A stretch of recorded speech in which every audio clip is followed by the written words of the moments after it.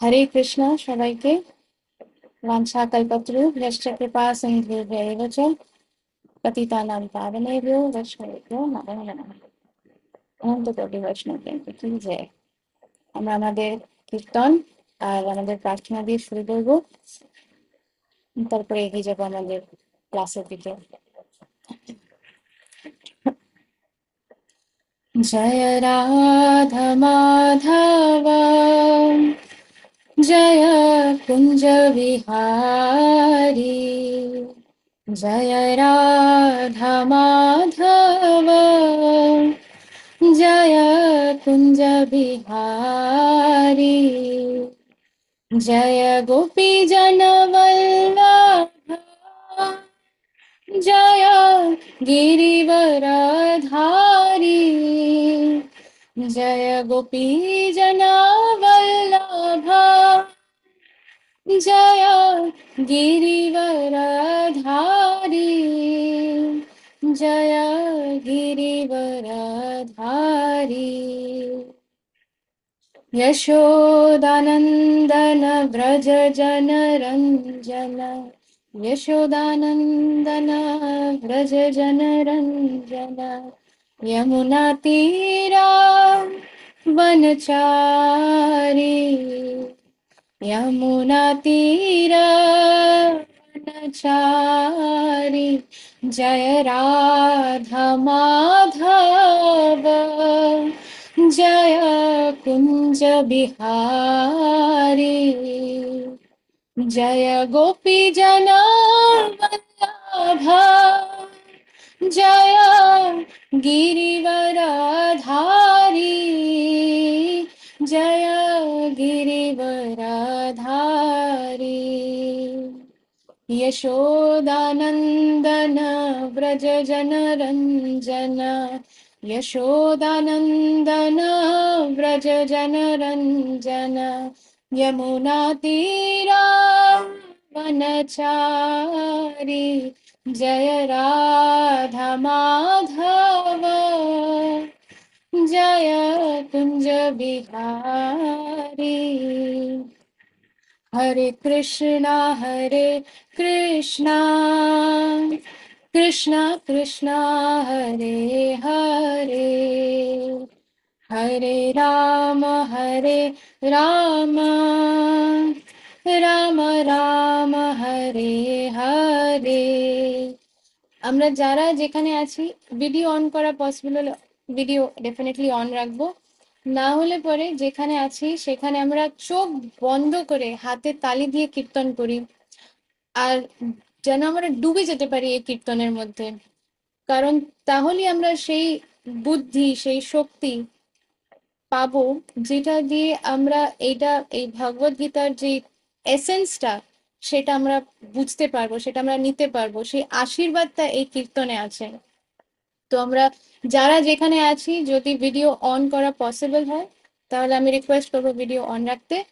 R video of থাকলেও এটা আমি রিকোয়েস্ট করবো যে আমাদের সবাই হাতে তালি দিয়ে কীর্তন করি। হরে কৃষ্ণ মহামন্ত্র, এমন কোনো আলাদা কোনো ওয়ার্ডস না। হরে কৃষ্ণ কৃষ্ণ কৃষ্ণ হরে হরে, হরে রাম রাম, রাম রাম হরে হরে, হরে কৃষ্ণ কৃষ্ণ কৃষ্ণ কৃষ্ণ হরে হরে, হরে রাম রাম, রাম রাম হরে হরে, হরে কৃষ্ণ কৃষ্ণ কৃষ্ণ কৃষ্ণ হরে হরে, হরে রাম রাম, राम राम हरे हरे। जय प्रभुपदा, जय प्रभुपदा, जय प्रभुपदा, श्रील प्रभुपदा। जय गुरुदेवा, जय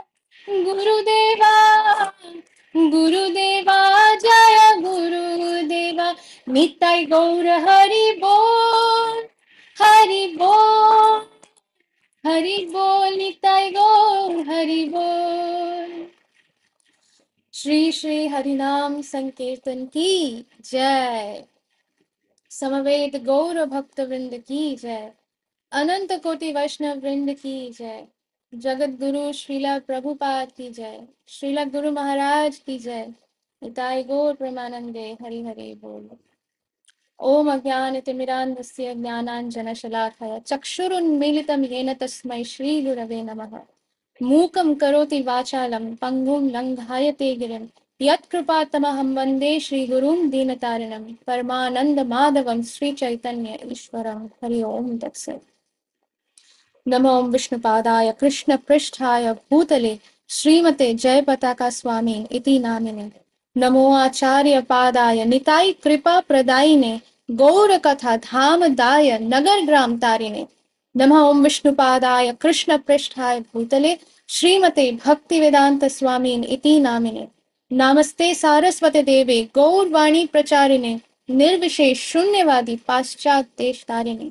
जय श्री कृष्ण चैतन्य प्रभु नित्यानंद श्री अद्वैत गदाधर श्रीवास आदि गौर भक्त वृंद की जय। हरे कृष्णा कृष्ण कृष्ण हरे हरे, हरे राम राम हरे हरे, हरे कृष्ण कृष्ण कृष्ण हरे हरे, हरे राम राम हरे हरे, हरे कृष्ण कृष्ण कृष्ण हरे हरे, हरे राम राम हरे हरे।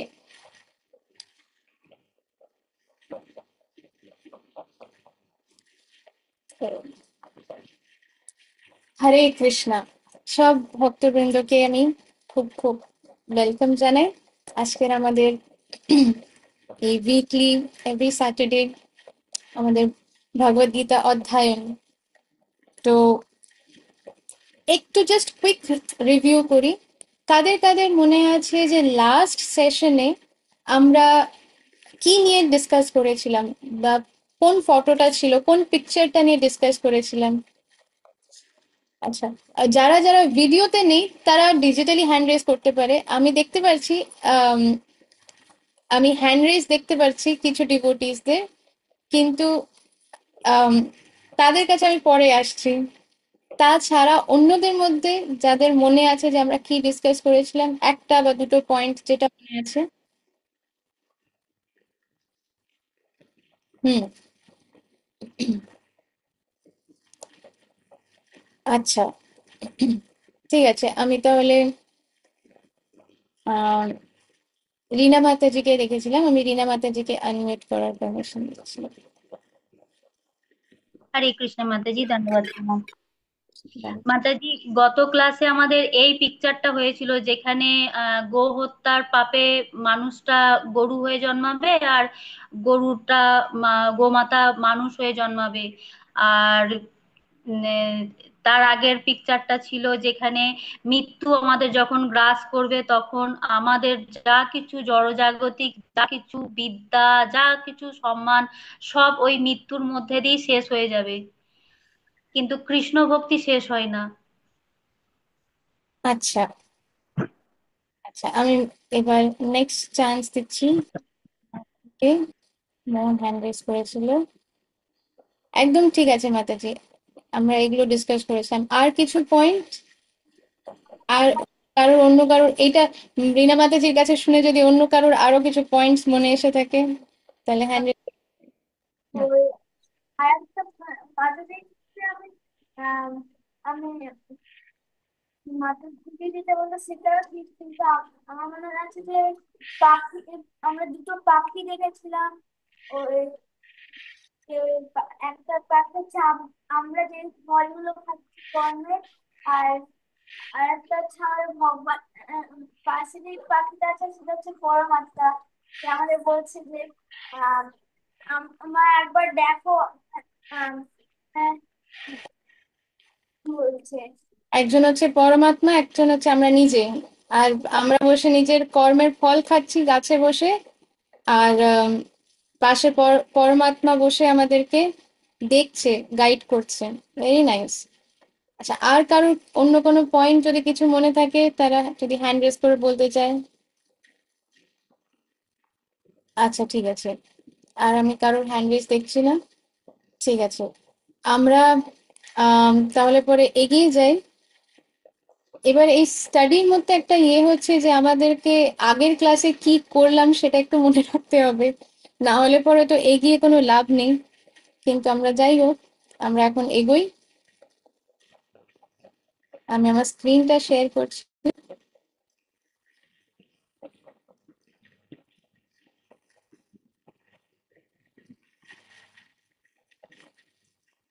আচ্ছা, এই স্ক্রিনটা কি দেখা যাচ্ছে? সবাই স্ক্রিনটা দেখতে পাচ্ছে? যে যে কোনো একজন আনমিউট করে বলতে পারে যে স্ক্রিনটা ক্লিয়ারলি দেখা যাচ্ছে কিনা। হ্যাঁ মাতাজি, দেখা যাচ্ছে। ওকে। আচ্ছা, আর আর এটাও রিকোয়েস্ট করবো যে যেই আনমিউট করবে সে যেন নিজেকে, যেই আনমিউট করে কখনো কেউ হয়তো কোনো আনসার দিল বা কিছু, তারপরে সে যেন আবার নিজের ইয়েটাকে, স্পিকারটাকে অফ করে দেয়, আবার আনমিউট যেন করে দেয়, না হলে পরে অনেক সাউন্ড আসে মাঝখানে। আচ্ছা, তো আমরা লাস্ট ক্লাসে এই এই ছবিটাকে নিয়ে ডিসকাস করেছিলাম, লাস্ট আমাদের ডিসকাশন যেটা হয়েছিল। তার আগে এই ছবিটা ছিল যে মৃত্যুর সময় সব চলে যায়, যেটা মাতাজি বললেন, রীনা মাতাজি। শুধু যেটুক ভক্তি করেছি সেটাই রয়ে যায়, কিন্তু তাছাড়া আমরা যা কিছু দেবী দেবতাদের কাছে চেয়েছি সেগুলো সব আমাদের চলে যায়। তো আমরা নেক্সট ছবিতে চলে আসবো। আচ্ছা, কেউ যদি রিড করতে চায় সে হ্যান্ড রেজ করতে পারে, আমি তাহলে তাকে।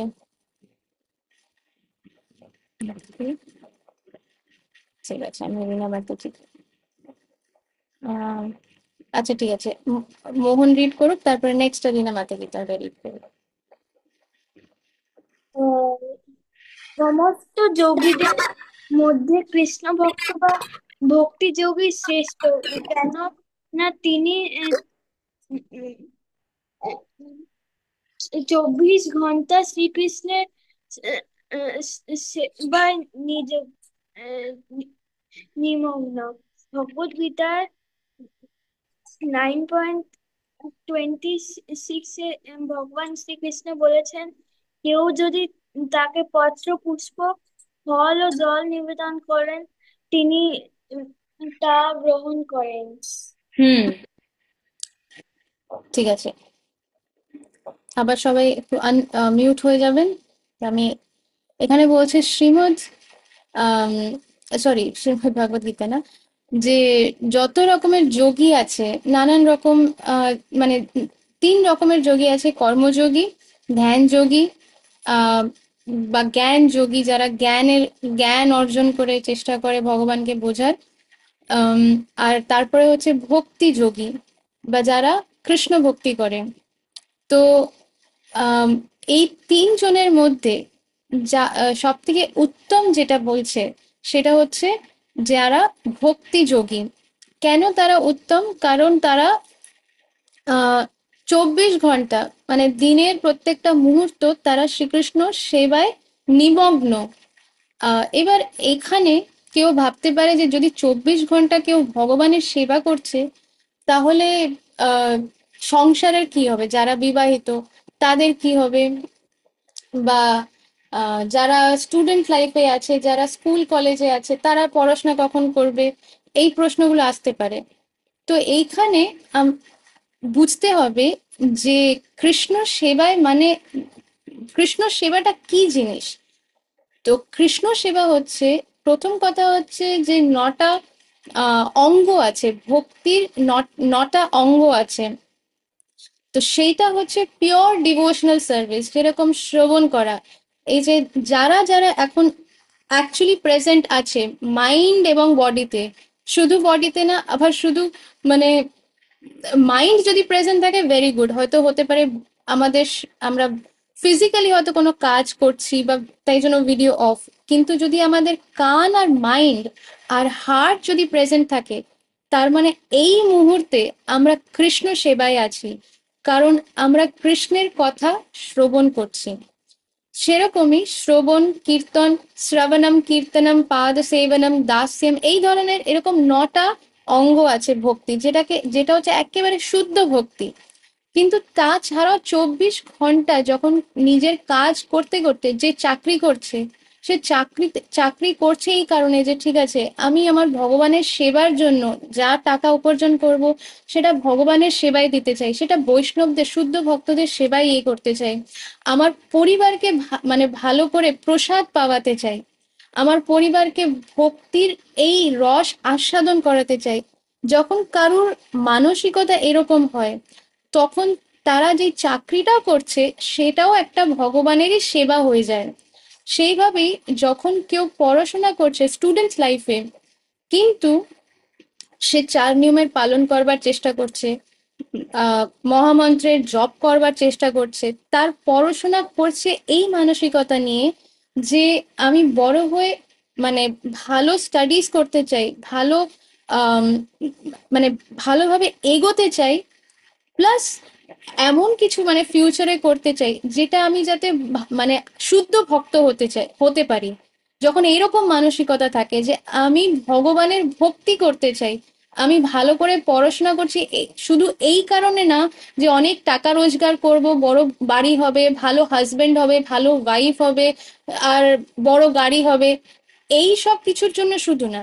এইগুলো যার ভাগ্যে যেটা আছে, কৃষ্ণ যদি চায় তার ভক্তকে যা ইচ্ছে দিতে পারে। যুধিষ্ঠির মহারাজ এত রিচ ছিলেন, ওনার কাছে হেন কোনো জিনিস ছিল না যেটা নেই। এখনকার সময়ও আমি মানে অনেকজন জানতে পারে বা নাও জানতে পারে, ফোর্ড কোম্পানি, গাড়ির কোম্পানির ব্র্যান্ড, একটা সব থেকে নামকরা ব্র্যান্ড ফোর্ড, সেই ফোর্ড কোম্পানির যে ওনার, মানে এমন না যে কেউ চাকরি করছে সেই কোম্পানিতে, এটা আমরা কথা বলছি ফোর্ড কোম্পানির ওনার নিয়ে। আমাকে কি দেখা যাচ্ছে? আমার স্ক্রিনটা কি দেখা যাচ্ছে? ওকে। তো আমরা এখানে কথা বলছি একটা মানে বিগ ব্র্যান্ড ফোর্ড কোম্পানি। কারা কারা এই কোম্পানির নাম শুনেছে একটু হ্যান্ড রেজ করবেন, ফোর্ড কোম্পানির নাম যারা শুনেছে। ওকে। এই কোম্পানিটা এই কোম্পানিটার হেডকোয়ার্টার্স ছিল ডেট্রয়েট, ইউএসএ তে, মিশিগানে। তো আম, এটা হচ্ছে একটা বিশাল বড় কোম্পানি, আর এমন না যে এই কোম্পানির মধ্যে কেউ চাকরি করছে। এই কোম্পানির যে ওনার, মানে যেই কোম্পানিটা বানিয়েছে, ওনার নাতি, মানে ওনার নিজের নাতি, সে হচ্ছে আমাদের শিল প্রভুপাদের ডিসাইপল। তো তার মানে কি, যখন উনি শিল প্রভুপাদের মানে ডিসাইপল হলেন, শিষ্য হলেন, ওনার থেকে দীক্ষা নিলেন, তারপর কি উনি নিজের কোম্পানি বন্ধ করে দিয়ে বাড়িতেই বসে রইলেন, নাকি সন্ন্যাস দীক্ষা নিলেন? না না না না না, উনি এরকম কিছু করেননি। কারণ শিল প্রভুপাদের ইনস্ট্রাকশন এরকম ছিল না। গুরুর ইনস্ট্রাকশন ছিল যে ওনার এই কাজটাই উনি কন্টিনিউ করবেন। তো উনি হচ্ছেন মানে মিলিয়নের বিলিয়নের, মানে ওনার ধারের কাছে আমরা মাছি পর্যন্ত না, মানে ওনার কাছে যত আহ মানে উনি যত রিচ, ওনার ধারের কাছে আমরা একটা ছোট্ট পোকাও না, পিঁপড়ে পর্যন্ত না। উনি হচ্ছেন এরকম রিচ, কিন্তু উনি হচ্ছেন একজন শুদ্ধ ভক্ত, বিকজ উনি শিল প্রভুপাদের একেবারে কোয়ালিফাইড ডিসাইপল যাকে বলে। আর উনি ওনার millions of rupees every day donate করছেন, কিন্তু তাও ওনার কিছু কম হচ্ছে না। উনি যত ডোনেট করছেন ওনার কাছে তত বেশি আরো আসছে। কারণ কৃষ্ণা যখন দেয়, তখন এই দুটো ছোট হাত নিয়ে কে বা ধরতে পারবে? আর কৃষ্ণা যদি কারোর থেকে নিতে চায়, তখন হাত পা সবকিছু লাগিয়ে দিলেও বা কে কি ধরে থাকতে পারবে?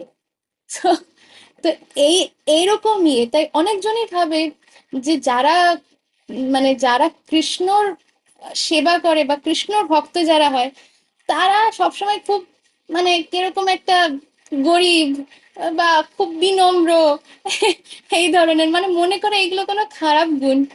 আসলে তা না। বিনম্রতা হচ্ছে একটা আভূষণ, যেটা সবার ভাগ্যে অত জোটে না। কিন্তু যদি কেউ এই আভূষণ নিজের গলায় ঝোলাতে পারে, তাহলে সে কৃষ্ণর এত প্রিয় হয়ে যায় যে তার তাকে মুখ দিয়ে কিছু বলার দরকার হয় না, সে হয়তো মনের মধ্যে একটা ভাবলো কিছু, কৃষ্ণ তৎপর থাকে, আমার আমার এই ভক্ত কিছু ভেবেছে, আমি এই মুহূর্তে সেটা পুরো করতে চাই, সেই ইচ্ছে পূরণ করতে, মানে কৃষ্ণ সেবা করার জন্য পাগল হয়ে যায়।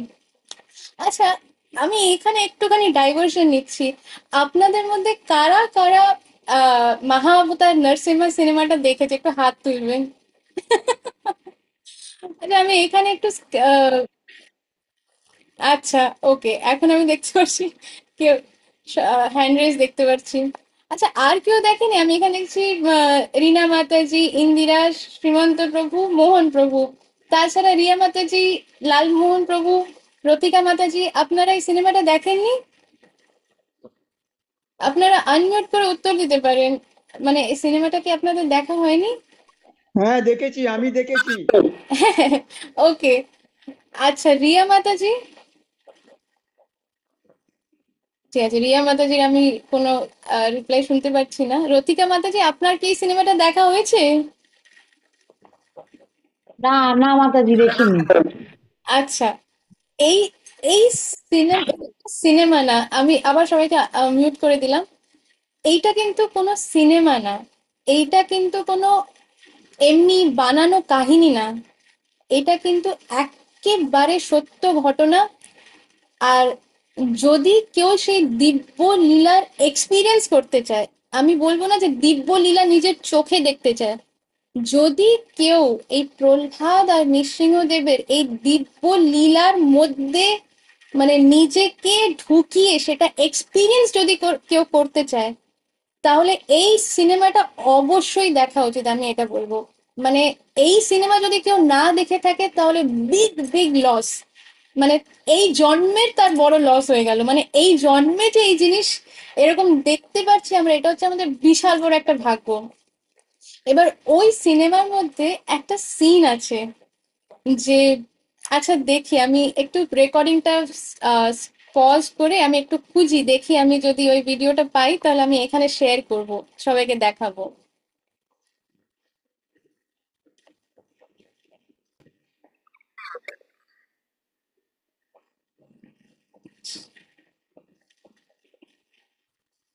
আমার স্ক্রিনটা কি সবাই দেখতে পাচ্ছে?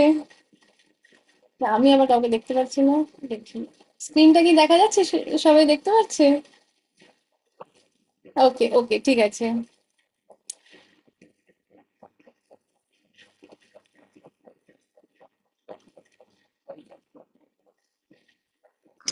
तुम्हें क्या लगता আচ্ছা, সাউন্ডটা কি শোনা যাচ্ছে সেটা একটু হ্যান্ডস আপ বা থামস আপ দিয়ে। मिलने की आस बस तुम्हें है, उन्हें नहीं, तुम्हारे वियोग में वो भी चल रहे हैं, तुम उन्हें एक बार पुकारो तो सही। जिनके दर्शन बड़े बड़े देवताओं को भी दुर्लभ हो, के दर्शन की कामना असुर कुल का जन्मा, या तुझ ज्ञानी बालक भला क्या करे।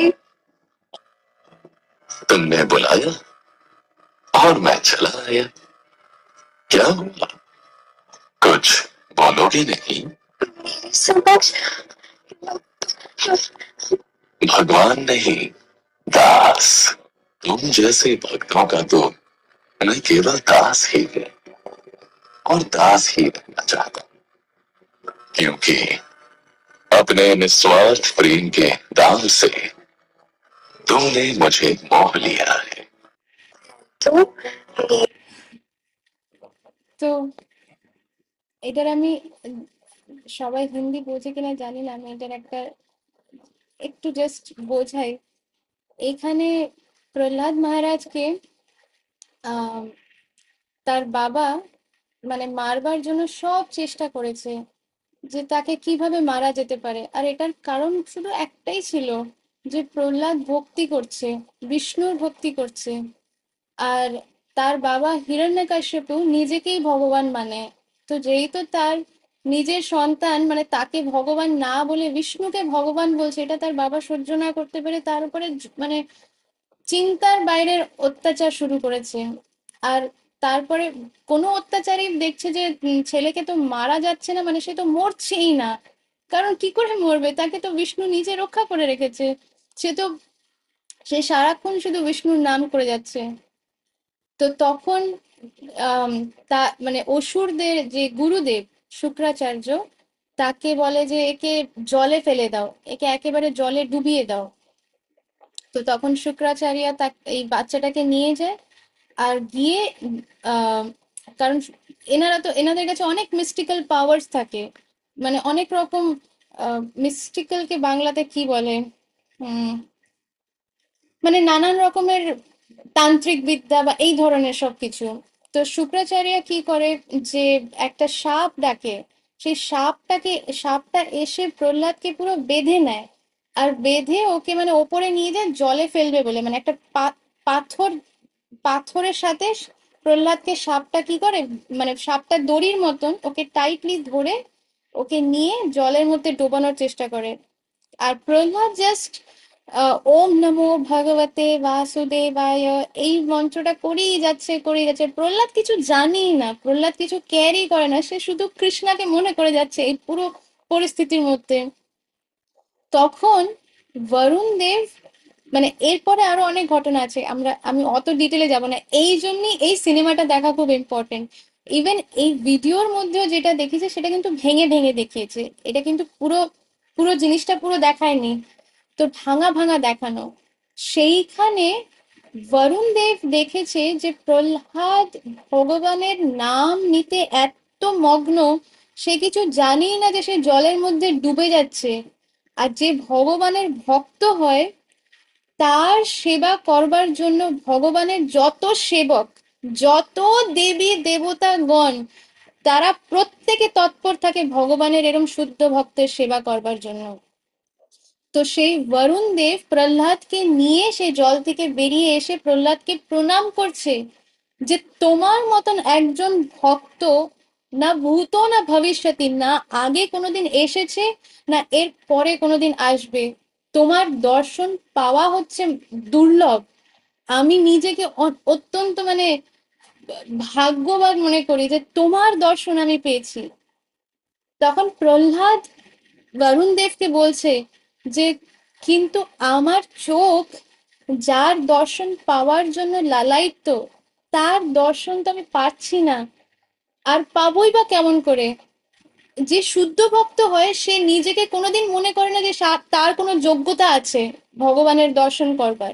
শুদ্ধ ভক্তরা নিজেদেরকে যোগ্য মনে করে না। তো প্রহ্লাদ বলছে আমার তো কোনো যোগ্যতাই নেই ভগবানের দর্শন করবার, আমার কি যোগ্যতা, আমি একটা অসুর কুলে জন্মেছি, আর আমি কিছুই না। তো যখন এইটা সে বলছে তখন বরুণ দেব তাকে বলছে যে যে তুমি একবার তাকে ডেকে তো দেখো, শুধু তুমি তার দর্শন পাওয়ার জন্য লালায়িত না, সে তোমার একটা ডাকের জন্য মানে আহ, কি বলে উদ্বিগ্ন হয়ে, মানে ইমপেশেন্টলি ওয়েট করে আছে, তুমি একবার ডাকলে সে মানে ছুটে আসবে। তখন সেই প্রহ্লাদ ওই যে সিনটা আসে যেখানে সে এরকম চোখ বন্ধ করে পড়ে যাচ্ছে, সেটা হচ্ছে সে আনকনসিয়াস হয়ে যাচ্ছে, মানে ভগবানের সেপারেশনে বিষ্ণুর থেকে আলাদা থাকতে পারছে না, তখন সে ডাকতে ডাকতে চোখ বন্ধ করে শোয়। আর সেই মুহূর্তে হঠাৎ করে যখন চোখটা খুলে তখন দেখছে কি নীল রং। যারা শুদ্ধ ভক্ত হয় তারা কৃষ্ণাকে সব দিকেই দেখতে পারে। কিভাবে? তারা হয়তো কখনো ব্লু কালার দেখে কারণ কৃষ্ণা হচ্ছে ব্লু কালার, কখনো কখনো তো তারা রেড কালার কোথাও দেখতে পারে কারণ কৃষ্ণার চোখের কোণার, জগন্নাথের চোখের কোণা হচ্ছে লাল রং। লাল রং কি কি সিগনিফাই করে? করুণা। ভগবানের করুণার রং হচ্ছে লাল রং, তার হাতের রং হচ্ছে লাল, তার চরণের রং হচ্ছে লাল। তো সেইটা কখনো কখনো দেখতে পারে। তো প্রহ্লাদ চোখ খুলে হঠাৎ দেখছে নীল, নীল রঙের কি দেখতে পাচ্ছে, দেখছে বিষ্ণু স্বয়ং তাকে কোলে নিয়ে আছে। আর বিষ্ণুকে দেখে মনে হচ্ছে পারলে মানে আমরা যেরকম নিজের ছোট্ট সন্তানকে এরকম এই আদর করার জন্য ইয়ে করি, বিষ্ণু পারলে মানে প্রহ্লাদকে মানে আদর করে ইয়ে করে দিতে চায়। বিষ্ণু নিজে থাকতে পারছে না, প্রহ্লাদকে দেখে বিষ্ণু মানে ইয়ে হয়ে যাচ্ছে এত। আমি বাংলাতে এটা ডিসক্রাইব, বাংলা কেন কোনো ভাষাতে এটা ডিসক্রাইব করা সম্ভব না। তার জন্য এই সিনেমাটা দেখতে হবে যে একটা শুদ্ধ ভক্ত আর ভগবানের রিলেশন কিরকম হয়, সেটা সেটা বোঝার জন্য এই সিনেমাটা আমি তো বলবো কেন একবার, কেন দুবার তিনবার পারলে দেখা উচিত, অন্তত একবার দেখা উচিত। তো তখন প্রহ্লাদ বিষ্ণুকে দেখে বলছে যে স্বয়ং ভগবানকে আমি দেখছি, মানে বিষ্ণু বলছে তুমি কিছু বলবে না, আমি এসেছি। তখন প্রহ্লাদ বলছে আমার, আমি কি বলবো, স্বয়ং ভগবান আমার সামনে। তখন তখন বিষ্ণু বলছে না না, ভগবান না, আমি তোমার দাস। তখন প্রহ্লাদ অবাক হয়ে হা হয়ে, মানে হ্যাঁ কি বলছে, ভগবান কি বলছে। তখন বিষ্ণু বলছে যে তোমার মতন ভক্তের আমি সবসময় দাস, আমি তোমার মতন ভক্তের সামনে চিরকাল দাসী হয়ে থাকতে চাই। তো এইটা হচ্ছে ভগবানের মুড, যে সে শুদ্ধ ভক্তের দাস হয়ে থাকে। শুদ্ধ ভক্তরা কোনো দিন আর কিছু এমনিতেও চায় না ভগবানকে ছাড়া। কিন্তু যদিও বা তাদের মনের মধ্যে কোনো চিন্তা যদি আসে যে যদি একটা এরকম একটা বাড়ি যদি হতো ভগবানের সেবা করা, ভগবান মানে ও পুরো চিন্তাটাও হয়নি, ভগবান বলছে আমার ভক্ত ভেবেছে বাড়ি হতেই হবে। এই হচ্ছে ভগবানের ইয়ে, আর এই হচ্ছে শুদ্ধ ভক্ত। তো আবার আমরা ফিরে যাই আমাদের আহ তো এইখানে এইটাই বলা হচ্ছে, ভগবান নিজে এটা বলেছেন যে যারা ভক্তি যোগী তারা হচ্ছে সব থেকে সর্বশ্রেষ্ঠ, কারণ তারা 24 ঘন্টা শ্রীকৃষ্ণ সেবায় নিমগ্ন নিমগ্ন তারা জাস্ট কমপ্লিটলি অ্যাবজর্বড। তার মানে কি তারা চাকরি করছে না? কেন আমি দিলাম ফোর্ড কোম্পানির ওনারের কথার এক্সাম্পল, সে হচ্ছে সব থেকে বিলিয়নের, তার কাছে আমরা পিঁপড়ের থেকেও কিছু না, মানে পিঁপড়েও তার কাছে অনেক বড় বলবো, আমাদের কাছে আমরা তার কাছে কিছুই না। আমাদের তার পাশে কোনো ফাইন্যান্সিয়াল দেখতে গেলে কোনো যোগ্যতাই নেই, সে হই আমরা যত কোটিপতি, তাও কোনো যোগ্যতা নেই। সেরকম একজন শুদ্ধ ভক্ত সে হচ্ছে। স্টুডেন্ট লাইফে যদি দেখতে চাই কতজন ভক্তের নাম, আইআইটির যারা গোল্ড মেডেলিস্ট, আইআইটিতে প্রথম কথা হচ্ছে মানে অ্যাডমিশন পাওয়া ইম্পসিবল। আইআইটি ভুলে যাও, আমরা নিজেদের স্কুল কলেজেই টপার হতে পারি না, অতটাও আমাদের ওই ক্ষমতাও নেই।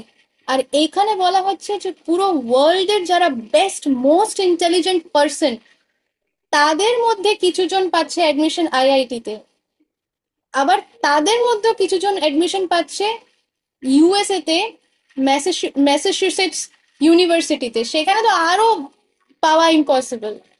সেইখানকার টপার্স, সেখানকার গোল্ড মেডেলিস্ট, তারা এই কৃষ্ণ ভক্তিতে মানে মানে তারা শুদ্ধ ভক্তি করছে। তাহলে তারা কি নিজের পড়াশোনা ছেড়ে দিয়েছে? তারা কি চাকরি ছেড়ে দিয়েছে? তারা কি বিয়ে করেনি? তাদের কি সন্তান নেই? না, এভরিথিং, সবকিছু নিয়ে। তাই আমাদের জানতে হবে আন্ডার গাইডেন্স, আমাদের এরকম গাইড থাকা উচিত যে আমাদেরকে গাইড করতে পারবে ভক্তি কিভাবে করতে হয়, আমাদের দৈনন্দিন জীবনে আমাদের কি করা উচিত, যেটাকে ভক্তি বলা হয়, কৃষ্ণ ভক্তি। তো যাদের মানে আপনাদের মধ্যেই, আমি কেন এখানটা ইয়ে করছি, বিকজ এটা হচ্ছে এসেন্স অফ ভগবদ গীতা। ভগবদ গীতা শুধু পড়ে নিলেই হবে না, যদি আমরা এসেন্সটা মিস করে যাই তাহলে পরে কোনো লাভ নেই। হ্যাঁ, লাভ হবে, যেহেতু আমরা ভগবদ গীতার ক্লাসে আছি ইটসেলফ এটা একটা স্বীকৃতি দেবে। ইটস কারণ শিল প্রভুপাদের ভগবদ গীতা দেখা মাত্রে আমাদের আম, আমাদের স্বীকৃতি লাভ হচ্ছে। এটার একটা গ্যারেন্টি হচ্ছে যে পরের জন্মে অন্তত পিঁপড়ে পোকা মাকড় হয়ে জন্ম নিতে গ্রহণ করতে না হতে পারে, মনুষ্য জন্ম পাবো, যাতে যেখানে স্টপ করেছে সেখান থেকে কন্টিনিউ করতে পারি। কিন্তু যখন অলরেডি মনুষ্য জন্ম পেয়েছি, তাহলে এই জীবনটা কেন বৃথা ইয়ে করা। তো আপনারা যারা যারা মানে এই গ্রুপের মধ্যে আমি জানি অনেকজনই রীনা মাতাজির সাথে কানেক্টেড, তো আপনারা রীনা মাতাজির থেকে জানতে পারেন যে দৈনন্দিন জীবনে, ঠিক আছে, আমার লাইফস্টাইল এরকম, আমার স্কেডিউলটা এরকম, আমি কিভাবে ভক্তি করতে পারি, আমার কি করণীয়, আমি কি করতে পারি। এইটাকেই বলে গাইডেন্স। গাইডেন্স মানে এমন না কোনো রকেট সায়েন্স, না কোনো একটা আলাদা কিছু টপিক না, এইটাকেই গাইডেন্স বলে যে এইটা আমার স্কেডিউল, এটা হচ্ছে আমার লাইফস্টাইল, এটা হচ্ছে আমার রুটিন, আর আমার আমার সিচুয়েশন হচ্ছে এরকম। আম, আমার মানে স্পাউস এরকম বা আমার বাচ্চাদের চয়েস এরকম, এটা হচ্ছে আমার সিচুয়েশন, এইগুলো হচ্ছে আমার চ্যালেঞ্জেস। সো আমার কি করা উচিত, মানে হোয়াট ইজ যেটা আমার, মানে এমন কোন জিনিসটা করলে আমিও ভক্তিতে মানে আস্তে আস্তে এগোতে পারি, এইটাকে গাইডেন্স বলে। তো আপনারা এইভাবে তার সাথে এইভাবে কিভাবে ভক্তের অ্যাসোসিয়েশন নিতে হয় এইটাকে বলে অ্যাসোসিয়েশন। আপনারা অনেক ফরচুনেট যে এরকম একজন ডিভোটির সাথে কানেক্টেড যে আপনাকে গাইড করতে পারবেন। তো সেই লাভটা ডেফিনেটলি নেওয়া উচিত আমি বলবো। আর নেক্সট লাইনে বলছে যে ভগবান শ্রীকৃষ্ণ বলছেন যে যদি কেউ তাকে পত্র পুষ্প ফল আর জল, মানে পত্রম পুষ্পম ফলম তোয়ম ইয়ো মে ভক্তয়া প্রয়চ্ছতি, যদি কেউ ভক্তি আর ভালোবাসা দিয়ে যদি ভগবানকে কেউ এই হাম্বল জিনিসগুলো, খুব কোনো বড় ব্যাপার না, এমন না যে আপনাকে হাজার হাজার টাকা খরচা করতে হবে ভগবানের জন্য, কোনো দরকার নেই। কোনো পত্র বলতে তুলসী পত্রের কথা বলা হচ্ছে এখানে। তুলসী পত্র যদি কেউ ভগবানের চরণে প্রত্যেক দিন নিবেদন করে, আচ্ছা প্রত্যেক দিন সম্ভব হচ্ছে না, ঠিক আছে একাদশীর দিন নিবেদন করলাম, মাধব তিথিতে নিবেদন করলাম, এর যে কি স্বীকৃতি, এটা আমাদের চিন্তা কল্পনার বাইরে। এটা আমরা মানে আমাদের ইয়েতে বুঝে উঠতে পারবো না, আমাদের লিমিটেড ইন্টেলিজেন্সে। তো আহ তো পত্র মানে হচ্ছে তুলসী পত্র, তারপরে পুষ্প, যে কোনো ফুল ভগবানের চরণে নিবেদন করা, ফল, যা ফল বাড়িতে আছে সেটা নিজে খাওয়ার আগে ভগবানকে নিবেদন করা। আর আহ আমরা নিবেদন কিভাবে করি, তার উপর একটা তুলসী পত্র রেখে, তো তুলসী পত্র দিয়ে ভগবানের কাছে নিবেদন করা যে ভগবান এটা গ্রহণ করো। আমি শুনেছি ভগবত গীতা স্টাডি ক্লাসে যে আপনি পত্র, পুষ্প, ফল, জল এইগুলো আপনি গ্রহণ করেন, তাই আমি আপনাকে এই জলটা দিলাম, এই ফলটা দিলাম, ফুল থাকলে ফুল দিলাম, না থাকলে ঠিক আছে কিছু করার নেই, মন থেকে তো দিতেই পারি। আর পাত্র মানে হচ্ছে তুলসী পত্র, তো সেটা পারলে তুলসী পত্র ভগবানের চরণে, এইটা ভগবানকে বলে সেটা নিবেদন করা যে আপনি গ্রহণ করুন ভগবান। এইভাবে যখন আমরা ভালোবাসার প্রার্থনা দিয়ে যখন আমরা ভগবানের কাছে বলবো, ভগবান সেটা গ্রহণ করে নেয়। আর যেই জিনিস ভগবান গ্রহণ করছে সেটা কি হয়ে যায়, সেটা হয়ে যায় প্রসাদ। সেটা কিন্তু তখন আর সাধারণ কোনো জিনিস থাকে না, সেটা প্রসাদ হয়ে যায়। তো প্রসাদ মানে হচ্ছে যার মধ্যে কোনো কর্ম নেই, যেই জিনিস আমরা যখন খাবো তখন আমরা কিন্তু কোনো কর্ম অর্জন করছি না। প্রসাদ ছাড়া আমরা যে কোনো জিনিস যখন মুখে দিচ্ছি, সেটা হতে পারে মানে ফলই হলো, আমি তো আমিষ আহারের দিকে যাচ্ছি না, আমি নিরামিষের কথাই বলছি। ইভেন যদি একটা ফলও মুখে দিই ভগবানকে নিবেদন না করে, তার মানে আমরা কিন্তু কর্ম অর্জন করছি। কারণ আমরা কিন্তু ওই ফলটা কিন্তু একটা প্রাণ, তার মধ্যে প্রাণ আছে। হ্যাঁ, মানে সে এটা মানে এই ইয়েতে যাবো না যে প্রাণ আছে বলতে সে তো শাক সবজি সবকিছুতেই প্রাণ আছে, ঠিক কথাই। এই কারণেই আমরা ভগবানকে আগে ভোগ লাগাই। আর ভগবান যখন সেটা পায়, ভগবান যেটা যখন ভোগ গ্রহণ করেন, সেইটার মধ্যে আর কোনো কর্ম থাকে না। কিন্তু যদি আমরা যা কিছু আমরা মুখে দিচ্ছি, জল পর্যন্ত যেটা ভগবানকে নিবেদন করা হয়নি, সেটা আমরা কি করছি, আমরা পাপ অর্জন করছি। আর সেই পাপের জন্য কিন্তু আমাদের ভোগ করতেই হবে, সেই পাপের ফল ভোগ করতেই হবে। ঠিক আছে, তাহলে আমরা এইটার মধ্যে কারোর কোনো প্রশ্ন আছে তাহলে হ্যান্ড রেজ করে জিজ্ঞেস করতে পারে।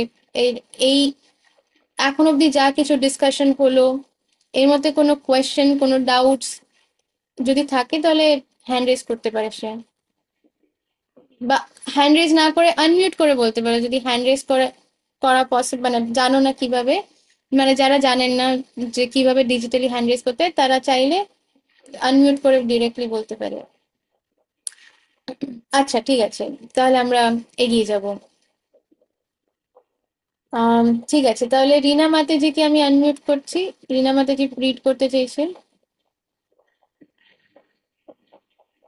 ধন্যবাদ মাতাজি। শ্রীকৃষ্ণ যে ভগবান, প্রথমে অর্জুন বুঝতে পারেননি। শ্রীকৃষ্ণের বিশ্বরূপ দর্শন করার পর তাঁর সন্দেহ দূর হয়। কলিযুগে যে সমস্ত ভুঁইফোড় নিজেদের ভগবান বলে দাবি করে, তাদের জিজ্ঞাসা করা উচিত, দয়া করে আপনার বিশ্বরূপটি একবার দেখান।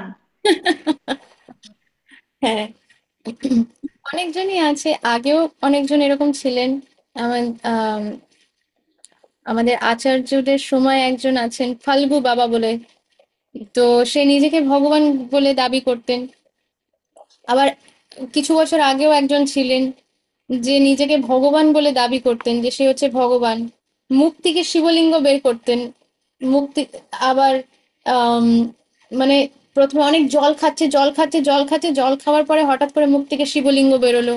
হাতের মধ্যে হয়তো আম, আমি এটাকে ইয়েতে করি, কি বলে, উম তাহলে আমি সবাইকে দেখতে পারবো।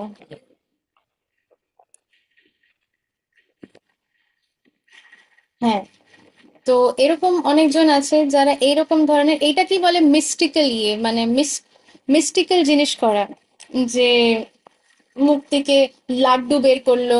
কেউ হয়তো এসে নিজের প্রবলেম বললো যে আমার এই সমস্যা ওই সমস্যা, তখন তারা কিছু একটা ম্যাজিক করবে, ম্যাজিক করে একটা লাড্ডু বের করলো, বা মাথার থেকে কিছু বের করলো, পায়ের থেকে কিছু বের করলো, করে দিল, নেই নাও নাও প্রসাদটা নাও, তোমার সমস্যা ইয়ে হয়ে যাবে। তো তাতে সমস্যা কিছুই হল হয় না, কিন্তু যেটা হয় যে এই ম্যাজিকটা দেখে যারা মানে আম, অল্প বুদ্ধির যারা মানুষ, যেটা আমরা আগের ক্লাসে পড়েছিলাম, এর আবার আমার ওয়ার্ডস না, ভগবত গীতারই ওয়ার্ডস, কিন্তু কৃষ্ণার ওয়ার্ডস এগুলো। অল্প বুদ্ধি যারা, অল্প বুদ্ধির যারা মানুষ, তারা ভাবে যে ও এই তাহলে ভগবান, তখন তাদেরকে ভগবান মানতে লাগে, কারণ আর আবার তারা নিজেরাও বলছে আমরাই ভগবান।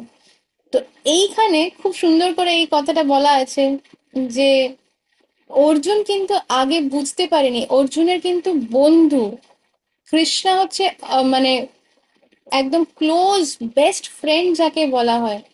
তো কৃষ্ণা আর অর্জুন এরা ছিল বেস্ট ফ্রেন্ডস।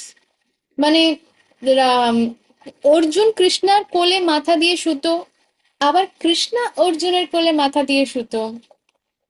আর অর্জুন কিরকম মানে কিরকম ফ্রেন্ড বা কিরকম ভক্ত ছিল, তো যখন কৃষ্ণার কোলে অর্জুন মাথা দিয়ে শোয়, তখন অর্জুনের প্রত্যেকটা পার্ট থেকে, মানে অঙ্গের থেকে কৃষ্ণা কৃষ্ণা কৃষ্ণা কৃষ্ণা এটাই শোনা যায়, মানে তার প্রত্যেক অঙ্গের থেকে কৃষ্ণার নাম বেরোচ্ছে। এত ভালোবাসতো কৃষ্ণাকে। কিন্তু সেও কিন্তু মানে প্রথমে চিনতে পারেনি যে কৃষ্ণাই কিন্তু স্বয়ং ভগবান। এখানে বলছে শ্রীকৃষ্ণ যে ভগবান, প্রথমে অর্জুন বুঝতে পারেননি। তারপরে তারপরে অর্জুন জিজ্ঞেস করছে যে আহ মানে তুমি যদি আমাকে মানে সেই দর্শনটা দাও বিশ্বরূপে, তাহলে আমি বুঝতে পারবো মানে তুমি কিভাবে, মানে তুমি আমার সামনে এরকম দু হাত দু পা এরকম আমার মতনই মনুষ্য রূপে দাঁড়িয়ে আছো, আবার তুমি স্বয়ং ভগবান, মানে যে এই এত কিছু সৃষ্টি করেছো, সৃষ্টিকর্তা, সবকিছু তুমি ম্যানেজ করছো, এটা কিভাবে আমি বুঝতে পারবো? তখন শ্রীকৃষ্ণ বিশ্বরূপ দর্শন করান অর্জুনকে, সেই দিব্য দৃষ্টি দেয়। সেই দিব্য দৃষ্টির কারণে অর্জুন কৃষ্ণের এই বিশ্বরূপ দর্শন করতে পারে। এবার একটা মজার ব্যাপার হচ্ছে যে ভক্ত আর অভক্তের মধ্যে ডিফারেন্সটা হচ্ছে যে যখন কৃষ্ণা যখন অর্জুনকে এই বিশ্বরূপ যখন দর্শন করিয়েছে, তখন অর্জুন যেহেতু ভক্ত, সেই জন্য আবার আছে না। তো অর্জুন যেহেতু ভক্ত, সেই জন্য অর্জুন এই দর্শনটা করে সে বুঝতে পেরেছে যে কৃষ্ণই যে ভগবান। কিন্তু মজার ব্যাপার হচ্ছে যে কৃষ্ণা যখন ধৃতরাষ্ট্রের কাছে গেছিল একটা লাস্ট টাইম তাকে বলবার জন্য যে তুমি যদি মানে 5টা ছোট গ্রামও দিয়ে দাও এই পঞ্চ পাণ্ডবকে, তাহলে এই যুদ্ধটা আটকানো যেতে পারে। কিন্তু ধৃতরাষ্ট্র বলেছিল, ধৃতরাষ্ট্র হেসেছে, কৃষ্ণার উপরে হেসেছে, হেসে বলছে যে তুমি তো নিজে একটা ম্যাজিশিয়ান। ধৃতরাষ্ট্র আহ সরি, আমি ধৃতরাষ্ট্র বলছি, দুর্যোধন, দুর্যোধন কৃষ্ণাকে বলছে যে তুমি হচ্ছে একটা ম্যাজিশিয়ান, ঠিক আছে, আমি তোমার এসব চালাকির কথাতে আসবো না। আর এই পঞ্চপাণ্ডবকে গ্রাম কি মানে একটা তিল ফেললে যেটুক জায়গা হয় সেইটুক জায়গাও আমি তাদের দেব না। এত আহ এত এনভি, এত জেলেসি, এত গ্রিড এই দুর্যোধনের মধ্যে। তো সেই কারণে কৃষ্ণ তখন বলে যে আমি কিন্তু স্বয়ং ভগবান, আর এইটা বলে দুর্যোধনকে নিজের এই বিশ্বরূপ কিন্তু দেখায়। আর সেইটা দেখে দুর্যোধন হাসতে হাসতে বলে যে দেখো, ভেবেছে এটা পিসি সরকার। পিসি সরকার দেখায় না ম্যাজিক, আর সবাই দেখে ভা কি ম্যাজিক দেখালো। তো সেই দুর্যোধন কৃষ্ণার এই বিশ্বরূপ দেখেছে কিন্তু তার নিজের চোখে। কিন্তু মানে যারা অসুর প্রকৃতির হয় তারা ভগবানের দর্শন পেয়েও কিন্তু ভগবানকে মানতে পারে না, এই দুর্যোধনের মতো। দুর্যোধন কৃষ্ণার বিশ্বরূপ দর্শন করে ভেবেছে পিসি সরকারের মতন ম্যাজিক দেখাচ্ছে, আর তখন তার উপরে হেসে তাকে ইনসাল্ট করে ওখান থেকে বের করে দেয়। তো এইখানে এই জন্য এটা বলা হচ্ছে যে বিশ্বরূপ কিন্তু শুধু ভগবানই দেখাতে পারে, আর কারুর জন্য এটা সম্ভব না এই বিশ্বরূপ দেখানো। সে যতই বড় ম্যাজিশিয়ান হোক না কেন, যতই তন্ত্রবিদ্যা, এই সাধনা, ওই বিদ্যা, অনেকজনই ব্ল্যাক ম্যাজিক, এই ম্যাজিক, এই মিস্টিক্যাল, এই এরম যোগী সেই যোগী, নিজেকে অনেক বড় করে দিল, নিজেকে ছোট করে দিল, এগুলো সব নানান রকমের বিদ্যা। তো যে যতই কিছু পারুক না কেন, আবার নিজেকে ইনভিজিবল করে দেওয়া, অনেকজন এই ধরনের বিদ্যা এখনো করতে পারে, নিজেকে ইনভিজিবল করে দেওয়া, যে সে হয়তো আমাদের সামনেই দাঁড়িয়ে আছে কিন্তু আমরা তাকে দেখতে পাচ্ছি না।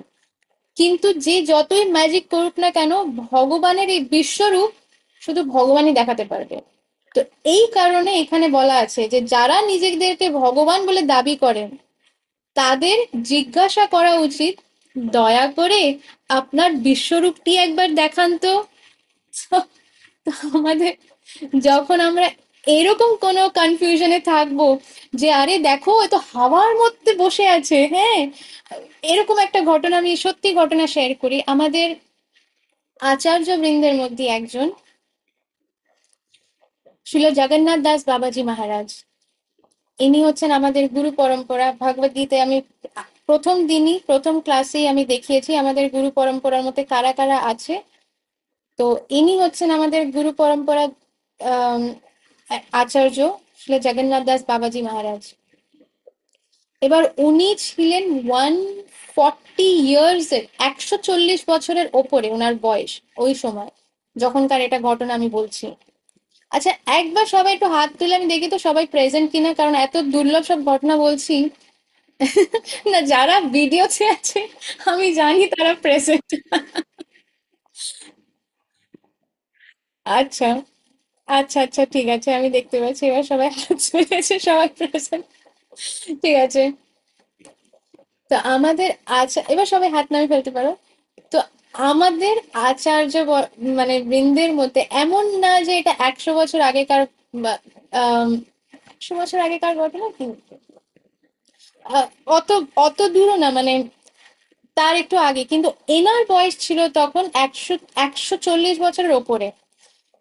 তো ওনার দুটো শিষ্য, ওনার ওনার দুজন শিষ্য আহ মধুকরী করার জন্য গ্রামে গ্রামে গেছেন, যে মধুকরী করে আসি, গুরু মহারাজের সেবা আছে। মধুকরী মানে হচ্ছে যখন এনারা গিয়ে ভিক্ষে চায়, বাড়িতে বাড়িতে ভিক্ষে চায়, যে কিছু মানে কিছু প্রসাদ, যা বাড়িতে যেটা পাওয়া যায়। আবার এমন না যে এনারা অনেক অনেক প্রসাদ কালেক্ট করছে। মধুকরী মানে হচ্ছে যেইটুক খেলে আর কি নিজের শরীরটাকে মেনটেন করা যাবে, ভক্তি করবার জন্য, নিজের কৃষ্ণের সেবা করবার জন্য যেটুক দরকার সেইটুক। তো মধুকরী করবার জন্য গেছে, তখন ওনারা একটা গ্রামের মধ্যে দেখছে যে একজন এরকম মানে একজন যোগী, সে ধ্যান করছে ধ্যান মুদ্রায়, কিন্তু সে কিন্তু মানে গ্রাউন্ডের মধ্যে বসে নেই, সে হাওয়ার মধ্যে মানে বসে আছে, হাওয়ার মধ্যে এরকম ধ্যান করছে। তো এই দুটো শিষ্য দেখে অবাক, আর ওইখানে তো লোক জড়ো হয়ে গেছে, গ্রাম থেকে লোক এসছে দেখবার জন্য, এই দেখো দেখো দেখো, মানে নিশ্চয়ই ভগবান, নিশ্চয়ই ভগবান, ভগবান ছাড়া তো এরকম কেউ করতেই পারে না। তো এরা এসে সেই আমাদের শিল জগন্নাথ দাস বাবাজি মহারাজকে বলছে যে বাবাজি মহারাজ জানেন আমরা আজকে কি দর্শন করেছি। এবার বাবাজি মহারাজ তখন সকালবেলা দাঁত ব্রাশ করছে দাঁতুন দিয়ে নিম কাঠ দিয়ে, আমাদের মতন ব্রাশ দিয়ে না, নিমের কাঠি দিয়ে দাঁতন করছেন। তো উনি উনি বললেন হুম হুম ঠিক আছে, তোমাদের এবার যাও, তোমরা অনেক দেরি হয়ে গেছে, ভগবানের সেবার অনেক কাজ বাকি, যাও তোমরা ওইগুলো ইয়ে করো। তখন এই দুজন শিষ্য বলছে যে নিজেদের মধ্যে বলছে, আর নিশ্চয়ই বাবাজি মহারাজ শুনতে পারেননি, ওনার বয়স হয়েছে তো মনে হয় শুনতে পারেননি। বাবাজি মহারাজ আমরা কি বলছি, একজন হাওয়ার মধ্যে ঝুলে ধ্যান করছিল। বাবাজি মহারাজ দাতন করতে করতে ইয়ে করতে করতে হুম বললাম না যাও গিয়ে তোমাদের মালা জপ ইয়ে হয়েছে, জব কমপ্লিট হয়েছে, যাও জব করো গিয়ে। কিন্তু, আহ, বাবাজি মহারাজ বুঝতেই পারছি না আমরা কি বলছি, আমরা যে কি দর্শন করলাম এটা বোঝাতেই পারছি না বাবাজি মহারাজকে। তো তৃতীয়বার আবার এই দুটো শিষ্য, বাবাজি মহারাজ আমরা যেটা বলার চেষ্টা করছি, এইটা বলতে না বলতে শ্রী জগন্নাথ দাস বাবাজি মহারাজ উনি চোখও খুলতেন না। হ্যাঁ উনি চোখও খুলতেন না, উনি দরকার না হলে কথাও বলতেন না। কিন্তু শিষ্যর ব্যাপার মানে হচ্ছে গুরুদেব নিজের শিষ্যকে রক্ষা করে সবসময়, যে সত্যি শিষ্য হয়। তখন জগন্নাথ দাস বাবাজি মহারাজ নিজের চোখ খুলে ওই দুটো শিষ্যর দিকে তাকিয়ে বললো তোমরা বুঝতে পারছো না আমি কি বলছি। ওই দাঁতুন যেটা দিয়ে দাঁত ইয়ে করছে ওই দাঁতুনটাকে হাওয়ায় ছুড়লো, ওই হাওয়ার মধ্যে দাঁতুনটা দাঁড়িয়ে পড়লো। ওইটুক দাঁতুনের মধ্যে জগন্নাথ দাস বাবাজি বসে ওদের সামনে দিয়ে গোল ঘুরে হাওয়ার মধ্যে এসে দাঁড়ালো। ওই দুটো শিষ্য দেখে অবাক, এটা কি হলো। তারপরে জগন্নাথ দাস বাবাজি মহারাজ, যাও এবার বলেছে না নিজের সেবা করতে, দুজন পালিয়ে তো এই হচ্ছে শুদ্ধ ভক্তের কোয়ালিটি। ভগবানের কাছে হেন কোনো জিনিস নেই, এই যত টুকটাক ম্যাজিক মিস্টিক্যাল পাওয়ার এইগুলো সব ভগবানই প্রদান করছে, তাহলে ভগবানের কাছে কি এইগুলো থাকবে না।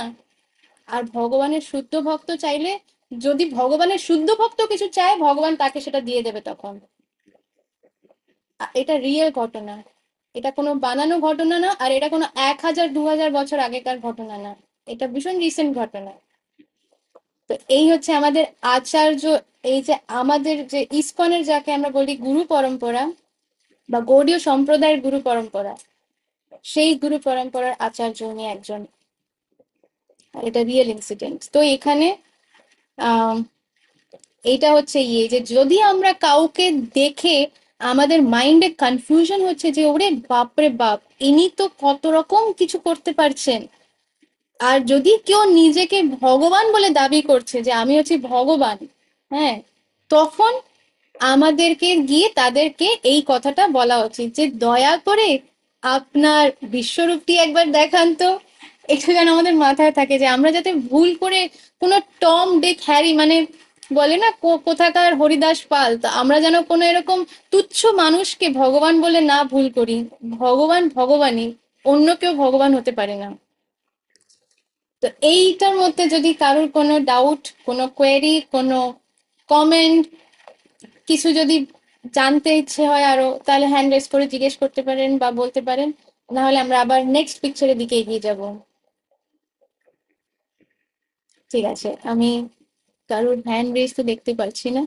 ঠিক আছে, তাহলে আমরা নেক্সট ইয়ের দিকে এগিয়ে যাব। ঠিক আছে, এবার নেক্সট কে রিড করতে চায় এটা সে, ওকে। বলতে বলতে মাতাজি হ্যান্ড রেজ করেছে। ঠিক আছে মাতাজি, আমি যেই রিড করতে চায় সে আনমিউট করতে পারবে নিজেকে। হ্যাঁ মাতাজি, রিড করো। আনমিউট কি করা যাচ্ছে না? স্ক্রিনটা কি দেখা যাচ্ছে না? আচ্ছা ঠিক আছে, কারণ আমাকে এখানে একজন ডিভোটি মেসেজ করেছে যে স্ক্রিন দেখা যাচ্ছে না, তো আমার মনে হয় তো তাদের ওখানে কোনো I net am seeing the problem. screen. I am not able to see the screen. না না, এখন তো স্ক্রিনে আমি আছি, আমি স্ক্রিনটা এখন শেয়ার করছি। আচ্ছা, এখন দেখা যাচ্ছে? No, I am not seeing. আহ আচ্ছা, দেখা যাচ্ছে না মাতাজি। এবারও দেখা যাচ্ছে না? না, আমি শুধু তোমাকে দেখছি। ও আচ্ছা, হ্যাঁ স্ক্রিন শেয়ারিং কস্ট হয়েছে, কেন এরকম দেখি। এবার হ্যাঁ দেখা যাচ্ছে। ওকে। না, আমি দেখতে পাচ্ছি না। হ্যাঁ I am not seeing it. I am seeing you only. Ah, আচ্ছা, এবার এবার কি no, I am seeing you only. তাহলে আচ্ছা আচ্ছা, ওপরে দুটো ছোট আছে, ওপরে ওপরে ওপরে দুটো ছোট আছে মনে হচ্ছে, হ্যাঁ।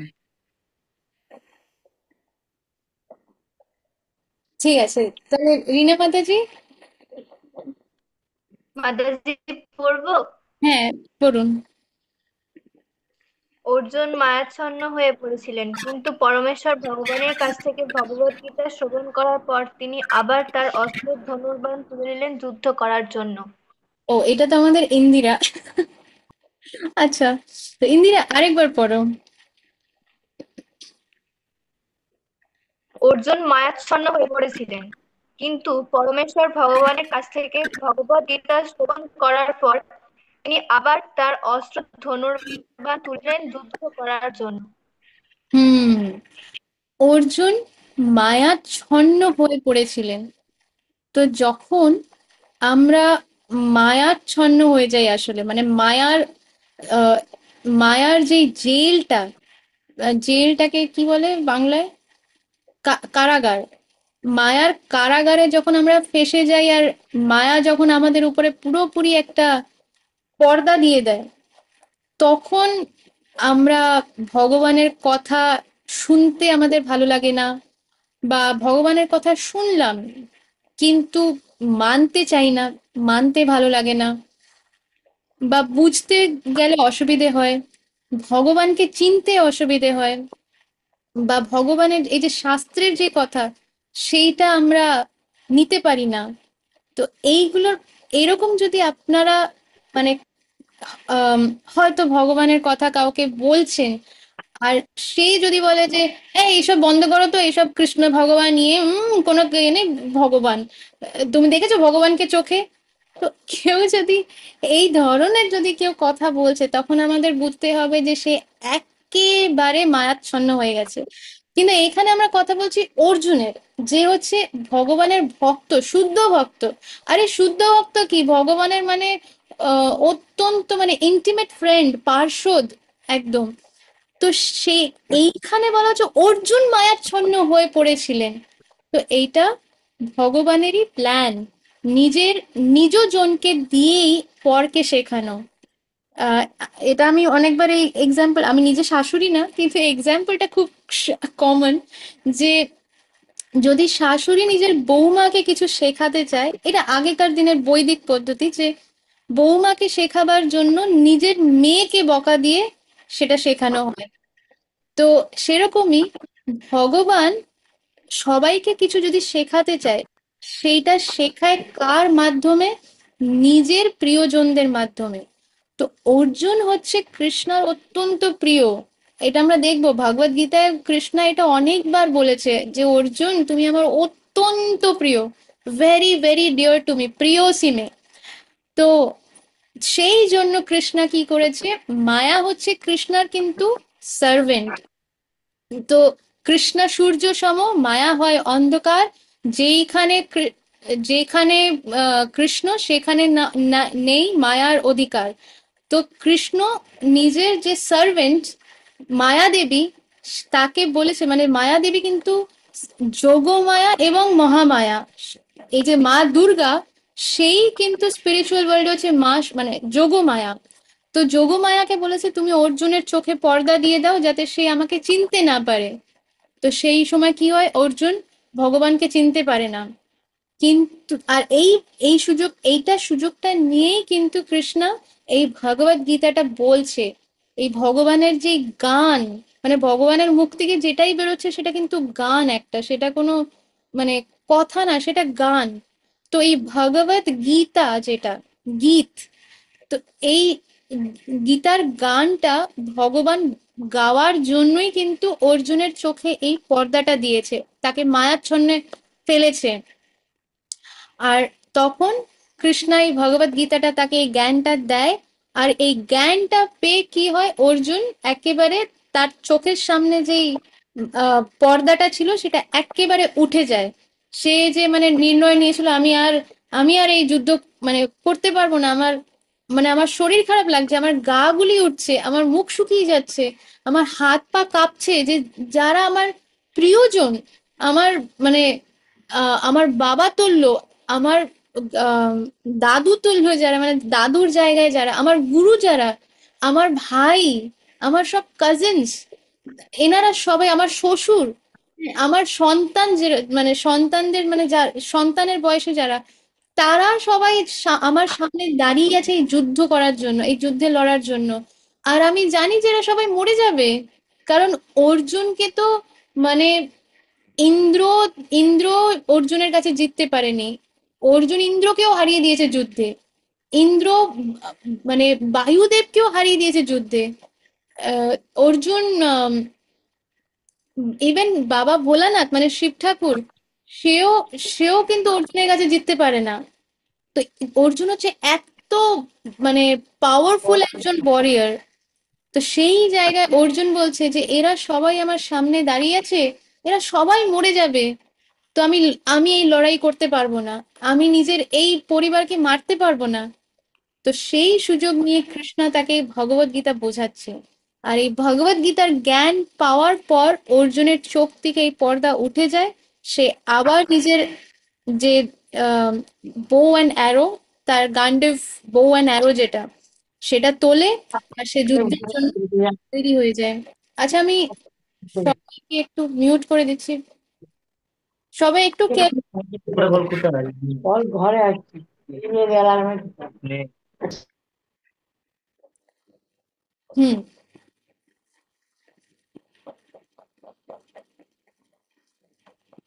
ঠিক আছে। তো আমরা কোথায় ছিলাম আবার? তো এই জ্ঞানটা পাওয়ার পরে অর্জুন বেসিক্যালি আবার রেডি হয়ে যায়, যে ঠিক আছে, ওকে, আমরা আবার যুদ্ধে লড়ার জন্য রেডি।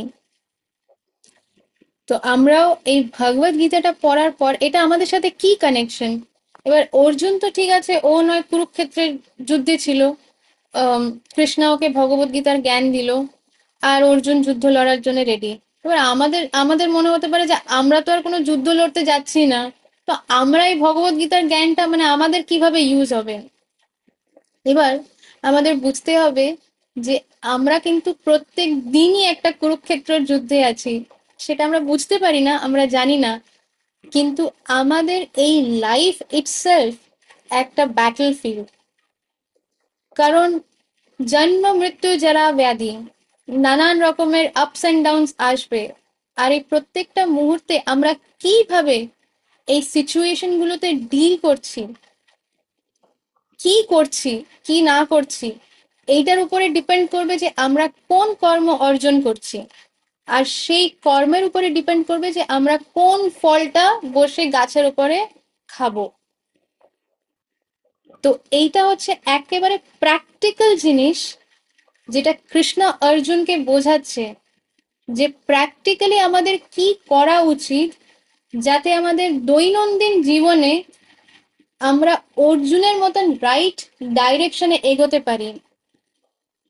যারা সাধারণ মানুষ হয়, তারা যখন তাদের জন্মদিন হয়, তারা জন্মদিন খুব ভালো করে সেলিব্রেট করে, অনেক লোকজন আসে, কেক কাটিং হয়, অনেক সেলিব্রেশন হয়, আম, হাবি হিজিবিজি গান চালানো হয়, ডান্স করা হয়, নানান রকমের পার্টি হয়।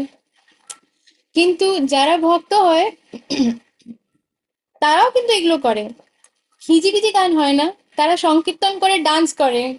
এবার এই স্বাদ যারা পায়নি তারা বুঝতে পারবে না, ভাববে যে ও মা, কীর্তনের সাথে আবার ডান্স হয় নাকি। তো এদের সবাইকে আমি চ্যালেঞ্জ করছি, একবার ইসকন মন্দিরে সানডে ফিস্টে গিয়ে দেখো, যদি তোমরা পাগলের মতো নৃত্য না করেছো, আর তারপর যেই প্রসাদ হয় সেটা যদি মানে এরকম প্রসাদ, চিন্তার বাইরে, মানে এত এত আইটেমস আর এত টেস্টি।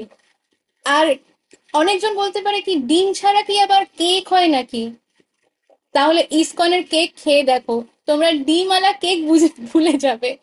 তো হেন কোনো জিনিস নেই। আর এইগুলো তো কথা বলা হচ্ছে ইন্ডিয়ান কুইজিনস এর ব্যাপারে, যে ভারতীয়রা কি রান্না করে না করে। হেন কোনো বিদেশি রান্না নেই যেটা ইসকনের মন্দিরে পাওয়া যায় না। আর এই প্রত্যেকটা জিনিস হচ্ছে কৃষ্ণের প্রসাদ, একদম বোনাফাইড প্রসাদ, যেটা কৃষ্ণ নিজে খেয়েছে, সেই জিনিসটাই আমরা পাবো, সেই প্রসাদ।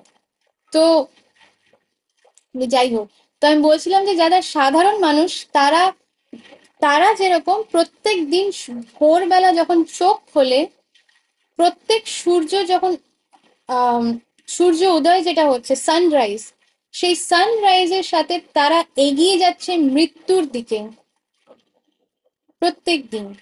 এই যে আমরা সকালে চোখ খুলছি, তার মানে আমরা একদিন কাছে চলে এলাম মৃত্যুর দিকে।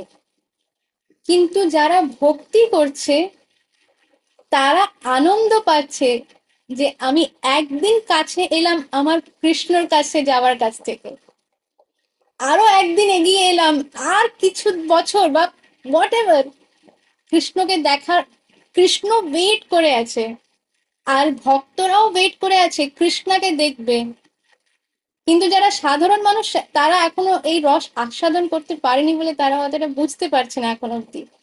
তো রস যদি আস্বাদন করতে, তার জন্য তাকে যেতে হবে ইসকনের মন্দিরে, কোনো ভক্ত সঙ্গে। ওই একা একা গেলাম আর চলে এলাম, ওতে হবে না। ভক্ত সঙ্গে যাওয়া, ভক্ত সঙ্গে এগুলো বোঝা। তো কি জানো, এটা ওয়ার্ডসটা চৈতন্য চরিতামৃত থেকে, আহ ভাগবত ভাগবত শ্রবণ করো, ভাগবত শোনে, আর একান্ত আশ্রয় করো শ্রীকৃষ্ণ চরণে। তো যখন মানে ভাগবত শ্রবণ করো, ভাগবতের শোনে। ভাগবতের দু প্রকার, একটা হচ্ছে গ্রন্থ ভাগবত, আর আরেকটা হচ্ছে ব্যক্তি ভাগবত। মানে যারা ভগবানের উপলব্ধি করতে পেরেছে তাকে বলা হয় ব্যক্তি ভাগবত, আর গ্রন্থ যেটা, সেটা হচ্ছে গ্রন্থ ভাগবত। তো যখন আমরা কোনো গ্রন্থ বুঝতে চাইবো, তখন আমাদের এমন এমন সঙ্গে ওটা বোঝা উচিত যে নিজে ভগবানের উপলব্ধি করতে পেরেছে, বা সে সে নিজেও সেই ডাইরেকশনে আছে যে সে উপলব্ধি করতে পারবে। আর আমাদের একান্ত আশ্রয় করা উচিত শ্রীকৃষ্ণের চরণে। আমাদের যদি কিছু চাই, কিছু দুঃখ হচ্ছে, কিছু আনন্দ হয়েছে, কিছু ভালো হয়েছে, কিছু খারাপ হয়েছে, আমাদের চোখে এসব ভালো খারাপ যাই, আমাদের এই প্রত্যেকটা জিনিস গিয়ে জানানো উচিত ভগবানের চরণে, যে কৃষ্ণা আজকে এইটা হয়েছে, কৃষ্ণা আজকে আমার এইটা নিয়ে টেনশন হচ্ছে, কৃষ্ণা আজকে আমি তোমাকে শুধু জলই নিবেদন করতে পারছি, ফল আর নিবেদন করতে পারছি না। যাই হোক না কেন পরিস্থিতি, কৃষ্ণার কাছে গিয়ে সেটা জানানো, কৃষ্ণার শরণাগতি হওয়া।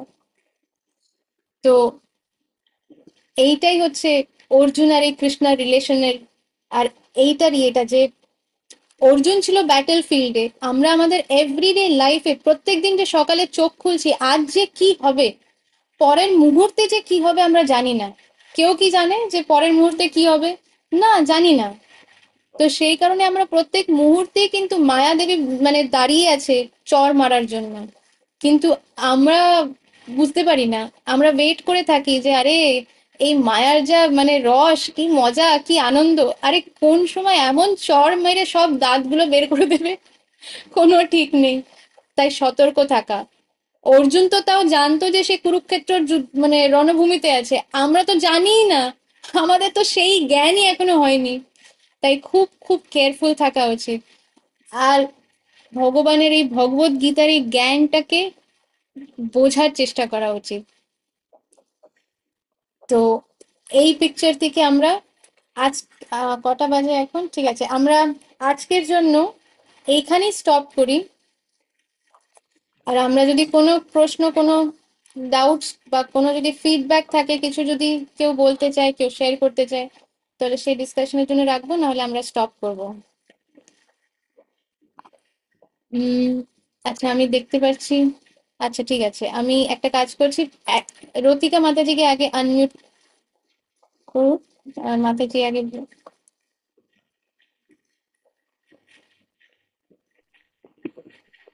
শুনতে পাচ্ছেন মাতাজি?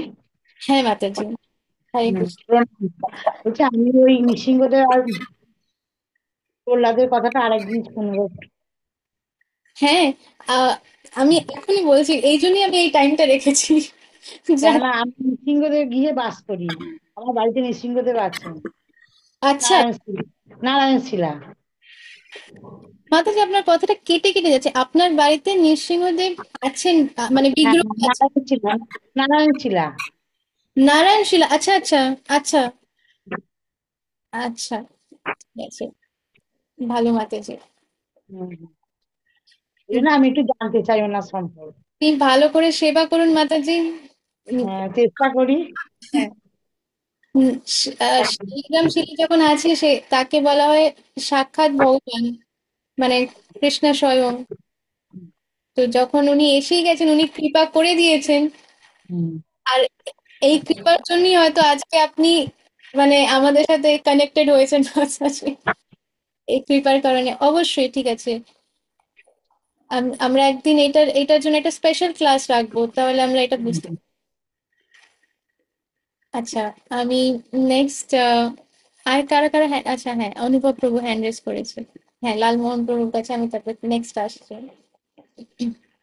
হরে কৃষ্ণ মাতাজি, দণ্ডবত প্রণাম। মাতাজি, আমাদের সাথে আজকে একজন নতুন প্রভু জয়েন করেছে, আমারই বন্ধু হয় রূপম বলে। গত দুটো ক্লাসেও জয়েন করতে পারেনি, তাই আজকে ফার্স্ট জয়েন করেছে ও। আচ্ছা, আমি রূপম প্রভুকে মোস্ট ওয়েলকাম জানাই। প্রভু কি আছে, মানে কারণ ভিডিও অফ, তো তাই আমি বুঝতে পারছি না। হ্যাঁ, ও আছে সম্ভবত। হ্যাঁ মাতাদি। আচ্ছা, হরে কৃষ্ণা। হরে কৃষ্ণ। আজকে তো আমাদের থার্ড সেশন হলো। তো আমি আশা করি যে আম, রূপম প্রভু আপনি কি বুঝতে পেরেছেন, বিকজ আজকে থার্ড সেশন আমাদের, এর আগের ক্লাসগুলোর সাথে কন্টিনিউয়েশন চলছে একটা। তো খুব কনফিউজিং হয়ে যায়নি তো, বা কোনো ডাউটস যদি মনে হয় কিছু? না না, কনফিউজিং এর কিছু নেই। মানে আমি আমি আজকেরটা যেটা মানে আপনি বোঝাচ্ছিলেন সেইটাই বুঝছিলাম আপাতত ভালো করে। আচ্ছা ঠিক আছে, খুব ভালো। এইটা যদি পরেও যদি মনে হয় যে, অনেক সময় হয় যে আমরা কিছু শুনলাম, হয়তো অনেক সময় আমারই হয় এটা, যে দুদিন পরে এটা ভাবতে ভাবতে ভাবতে 2 days পরে আমার মনে হলো যে আমার তো এইটা একটা ডাউট হচ্ছে, এই জায়গাটা আমার একটু বুঝতে অসুবিধা হচ্ছে। তো যদি এরকম কখনো হয়, তাহলে আচ্ছা, অনুভব প্রভু, আপনি আহ, তুমি বলছি, আপনি তো টু মাচ, কারণ আমার আপনি তুমি একটু কনফিউজিং হয়ে যায়। তো অনুভব প্রভু, তুমি কি করবে, ওই নাম্বারটা একটু শেয়ার করে দেবে, আমরা গ্রুপে অ্যাড করে নেব রূপম প্রভুকে। আর যদি এরকম কোনো কোয়েশ্চেন্স বা ডাউটস থাকে, তাহলে আমি মানে রিকোয়েস্ট করবো যে এটা গ্রুপের মধ্যেই দেওয়া। কারণ হতে পারে যে ওই একটা প্রশ্ন আর সেটার আনসারটা অনেকজনকে বেনিফিট করতে পারে। আমরা তো জানি না মানে কারা কারা এটার জন্য ওয়েট করে আছে, অনেক সোলস ওয়েটিং আছে। তো যদি কোনো কোয়েশ্চেন্স ডাউটস থাকে, আমাদের লাইভ ক্লাস অথবা ওই গ্রুপের মধ্যেই ডিরেক্টলি পোস্ট করা যে আমার এই ডাউটটা আছে। ঠিক আছে? হ্যাঁ হ্যাঁ মাতাদি। ওকে। আচ্ছা, আমার হ্যাঁ, লালমোহন প্রভু হ্যান্ড রেজ করেছিল। আমার এটা কোশ্চেন নয়, আমার I just want to share my reaction. I will not say reaction, it is feeling. Now, regarding the Arjun, hmm now repeatedly I was hearing that Arjun হচ্ছে অনেক বড় তীরন্দাজ, মহাদেবকে হারিয়েছেন, ইন্দ্রকে হারিয়েছেন, অ্যান্ড ভীষণ শক্তিশালী। আর অর্জুন হচ্ছে কৃষ্ণের সব থেকে প্রিয়, ডিয়ারেস্ট প্রিয়। আমি যে মানে শাস্ত্র বুকগুলো এগুলো পড়েছি, এবং তা থেকে আমার ধারণা একটু ডিফারেন্ট। আমি সেটা শেয়ার করতে চাই, যদি শুনতে চাও।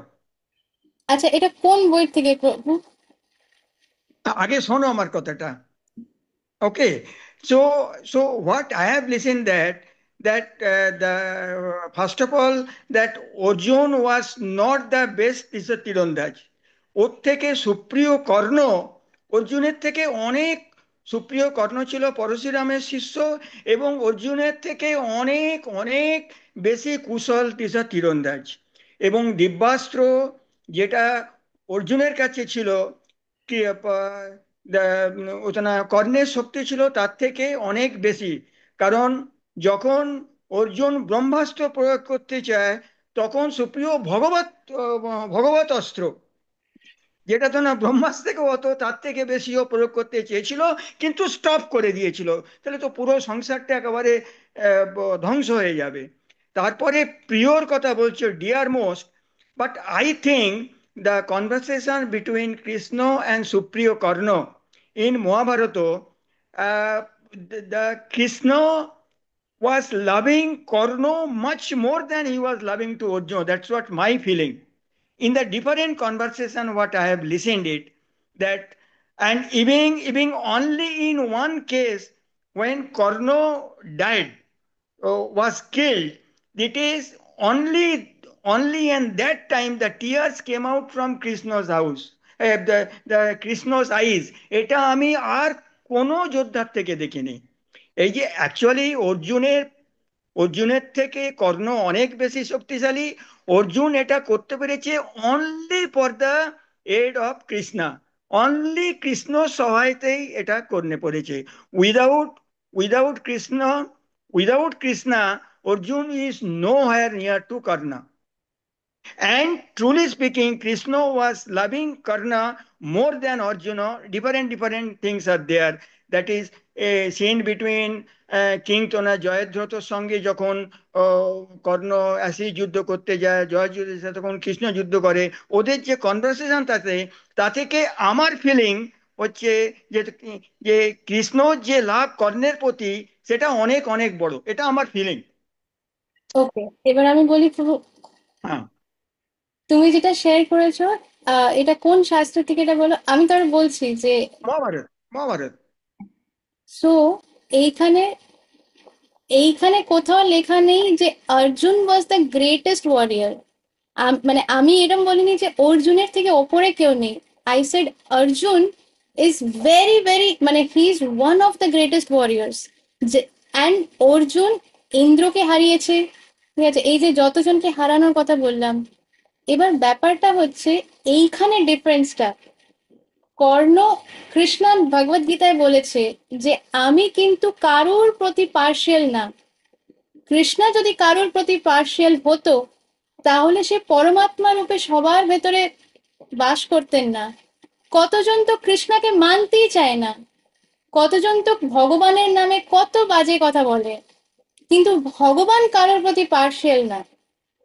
আবার এর পরের কথাতেই কৃষ্ণ বলছে কিন্তু যারা আমার ভক্ত তারা আমার অত্যন্ত প্রিয়। তার মানে কি, কৃষ্ণ কিন্তু কারোর প্রতি পার্শিয়াল না। ये यथा माम प्रपद्यन्ते ताम तथैव भजाम्यहम। যে আমাকে যেইভাবে করে আমি তার সাথে সেইভাবেই রেসিপ্রোকেট করি। তো কর্ণ অবশ্যই কেন কৃষ্ণের প্রিয় হবে না, কারণ কৃষ্ণ তো ভগবান। কিন্তু তা সত্ত্বেও কেন কর্ণ জেতেনি, কারণ কর্ণ কৃষ্ণের ভক্ত না। কেন অর্জুন জিতেছে, তো ওই পয়েন্টটা যেটা আপনি যেটা বললেন প্রভু, যে অর্জুন জিতেছে শুধুমাত্র কৃষ্ণের জন্য। এইটাই তো পয়েন্টটা, অর্জুন জিতেছে শুধুমাত্র কৃষ্ণের জন্য। আর আমাদের দৈনন্দিন জীবনেও যে কৃষ্ণের শরণাগতি নিয়ে কৃষ্ণের কথা মেনে এগোবার চেষ্টা করবে, যে এই ভক্তিপথ করছে, তাদের সাথে কৃষ্ণ থাকে, তাই তাদের হার হতেই পারে না। এইটাই হচ্ছে পারফেক্ট পয়েন্টটা। তুমি যে কথাগুলো বলেছো সেইগুলো পারফেক্ট। এইটার মধ্যে এই কথাটা আসছে যে অর্জুন কৃষ্ণর প্রিয় কেন, কারণ অর্জুন হচ্ছে কৃষ্ণর ভক্ত। যখন দুর্যোধন ভেবেছে যে ঠিক আছে আমি কৃষ্ণকে অ্যাপ্রোচ করি, কৃষ্ণ বলে দিয়েছিল যুদ্ধের আগে যে আমি কিন্তু যুদ্ধে লড়াই করব না। এটা কি সবাই জানে যে কৃষ্ণ কিন্তু আগেই বলে দিয়েছিল যে আমি কিন্তু যুদ্ধে লড়াই করব না। এবার আমার নারায়ণী সেনা আছে, কৃষ্ণার নিজের সেনা ছিল, পুরো আর্মি ছিল। তো কৃষ্ণা বলে দিয়েছিল যে যদি কেউ আমার আর্মি চায় সে নিতে পারে, আর যদি কেউ আমাকে চায় তাহলেও সে নিতে পারে, কিন্তু সেটাতে খুব একটা লাভ নেই, কারণ আমি তো যুদ্ধে লড়বো না। তখন দুর্যোধন ভেবেছে আরে এই বোকা কৃষ্ণাটা নিজের নারায়ণী সেনা দিচ্ছে, তো অর্জুন যাওয়ার আগেই আমি চলে যাই। দুর্যোধন মনে করতো যে সে হচ্ছে অনেক চতুর, চালাক, অনেক বুদ্ধিমান। তো কৃষ্ণার কাছে চলে গেছে যে নারায়ণী সেনাটা আমাকে দাও, আমার চাই। এবার দুর্যোধন যখন গেছে তখন দেখেছে যে কৃষ্ণা মানে ঘুমোচ্ছে, শয়ন করছে। এবার দুর্যোধন কি করেছে, কৃষ্ণার মাথার পাশে বসে পড়েছে, কারণ ওর মধ্যে তো দাস হওয়ার ভাব নেই, যেটা আমরা প্রথম ক্লাস দ্বিতীয় ক্লাসে বলেছি যে আমাদের গুরুর মানে সৎ গুরুর কেন দরকার, যাতে আমরা সারেন্ডার শিখতে পারি, আমরা যাতে সারেন্ডার শিখতে পারি। আমি সব জানি, আমার আর ভগবানের মাঝখানে আমার কারুর দরকার নেই। এই মাইন্ডসেট মানে হচ্ছে আমার মধ্যে এত অহংকার, কিছুদিন পরে তো ভগবানকেই আমি বলবো যে এই আমার তোমারও দরকার নেই, আমিই ভগবান। তো তাই জন্য সে ভগবানকে কখনোই পেতে পারবে না। আর দুর্যোধনের মধ্যে এই ফিলিংটাই ছিল। তো দুর্যোধন কি করেছে, ভগবানের চরণের কাছে না মাথার কাছে গিয়ে বসে পড়েছে। কিছুক্ষণ পরে অর্জুনও এসছে। অর্জুন এসে দেখছে ও আমার কৃষ্ণ তো ঘুমিয়ে আছে, কি করে ডিস্টার্ব করি, ঠিক আছে কোনো ব্যাপার না। অর্জুন কি করলো, চরণের পাশে বসে পড়লো, গিয়ে কৃষ্ণার চরণ টিপে দিচ্ছে। হ্যাঁ, কারণ ভক্ত না, ভক্ত মানে হচ্ছে যে ভগবানকে ভালোবাসতে শিখে গেছে, সে ভগবানকে ভালোবাসে। আর ভালোবাসে মানে কি, তাকে কেউ ফোর্স করছে না, রিয়েলি ভালোবাসে। তাই জন্য ভগবানকেও কেউ ফোর্স করছে না তাকে ভালোবাসার জন্য, ভগবানও তাকে রিয়েলি ভালোবাসে। তো সেই জায়গায় যখন কৃষ্ণা যখন চোখ খোলে তখন কি হয়, আমরা যদি শুয়ে থাকি, মাথার পেছনে একজন বসে আছে আর পায়ের কাছে একজন, তো কার দিকে আমার চোখটা প্রথমে পড়বে? হ্যাঁ, আমি দেখতে পাচ্ছি সবাই বলছে হ্যাঁ অবভিয়াসলি যে পায়ের কাছে বসে আছে।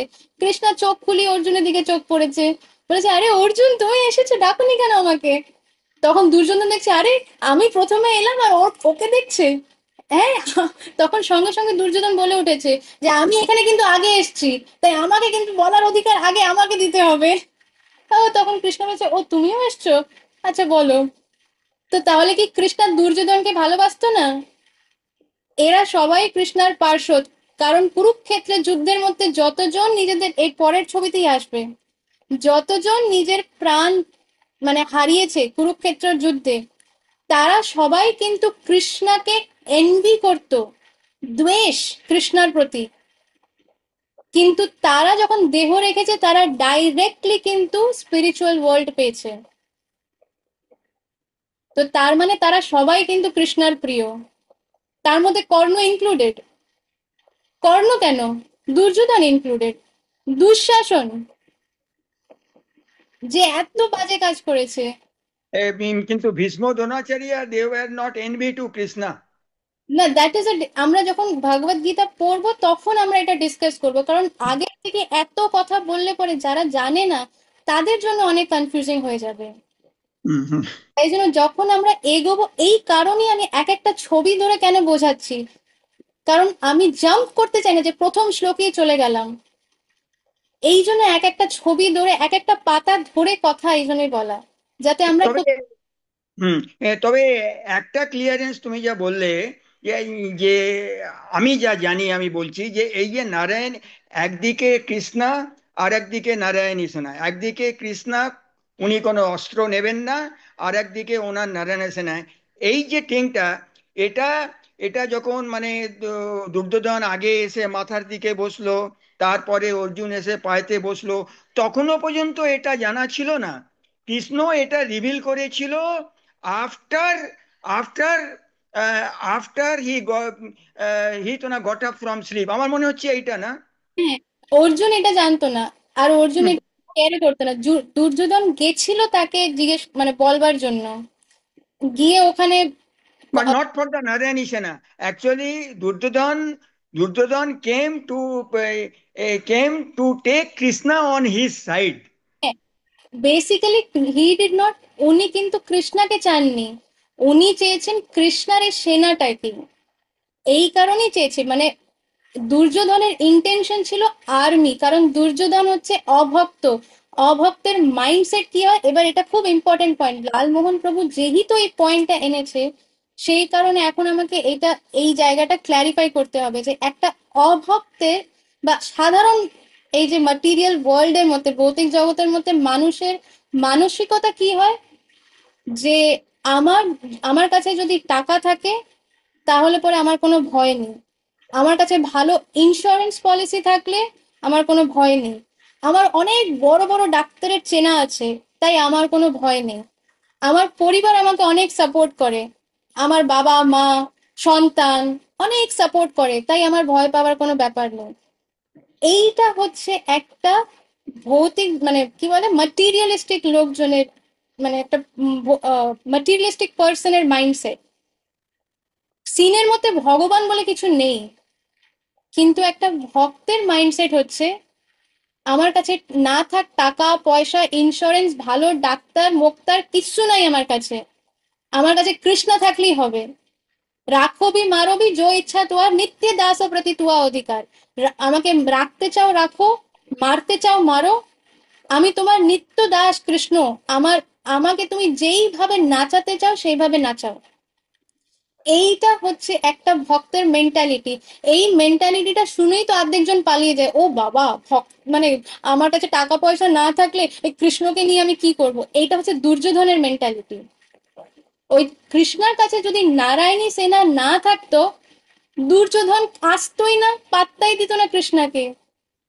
দুর্যোধন এসেছে শুধুমাত্র ওই আর্মিটা পাওয়ার জন্য, যে ও ভেবেছে যত আমার কাছে লোক থাকবে, যত বল থাকবে, এই আর্মি থাকবে, আমাকে আমি জিতবই জিতবো, কারণ আমার দিকে ভীষ্ম পিতামহ আছে। ভীষ্ম পিতামহর থেকে বেশি কি অর্জুন? ভীষ্ম পিতামহর থেকে বড় কি ভীম হতে পারে? দ্রোণাচার্য যে শিখিয়েছে সবাইকে অস্ত্র শস্ত্রের বিদ্যা, তার থেকে বড় কি তার ছাত্র হতে পারে?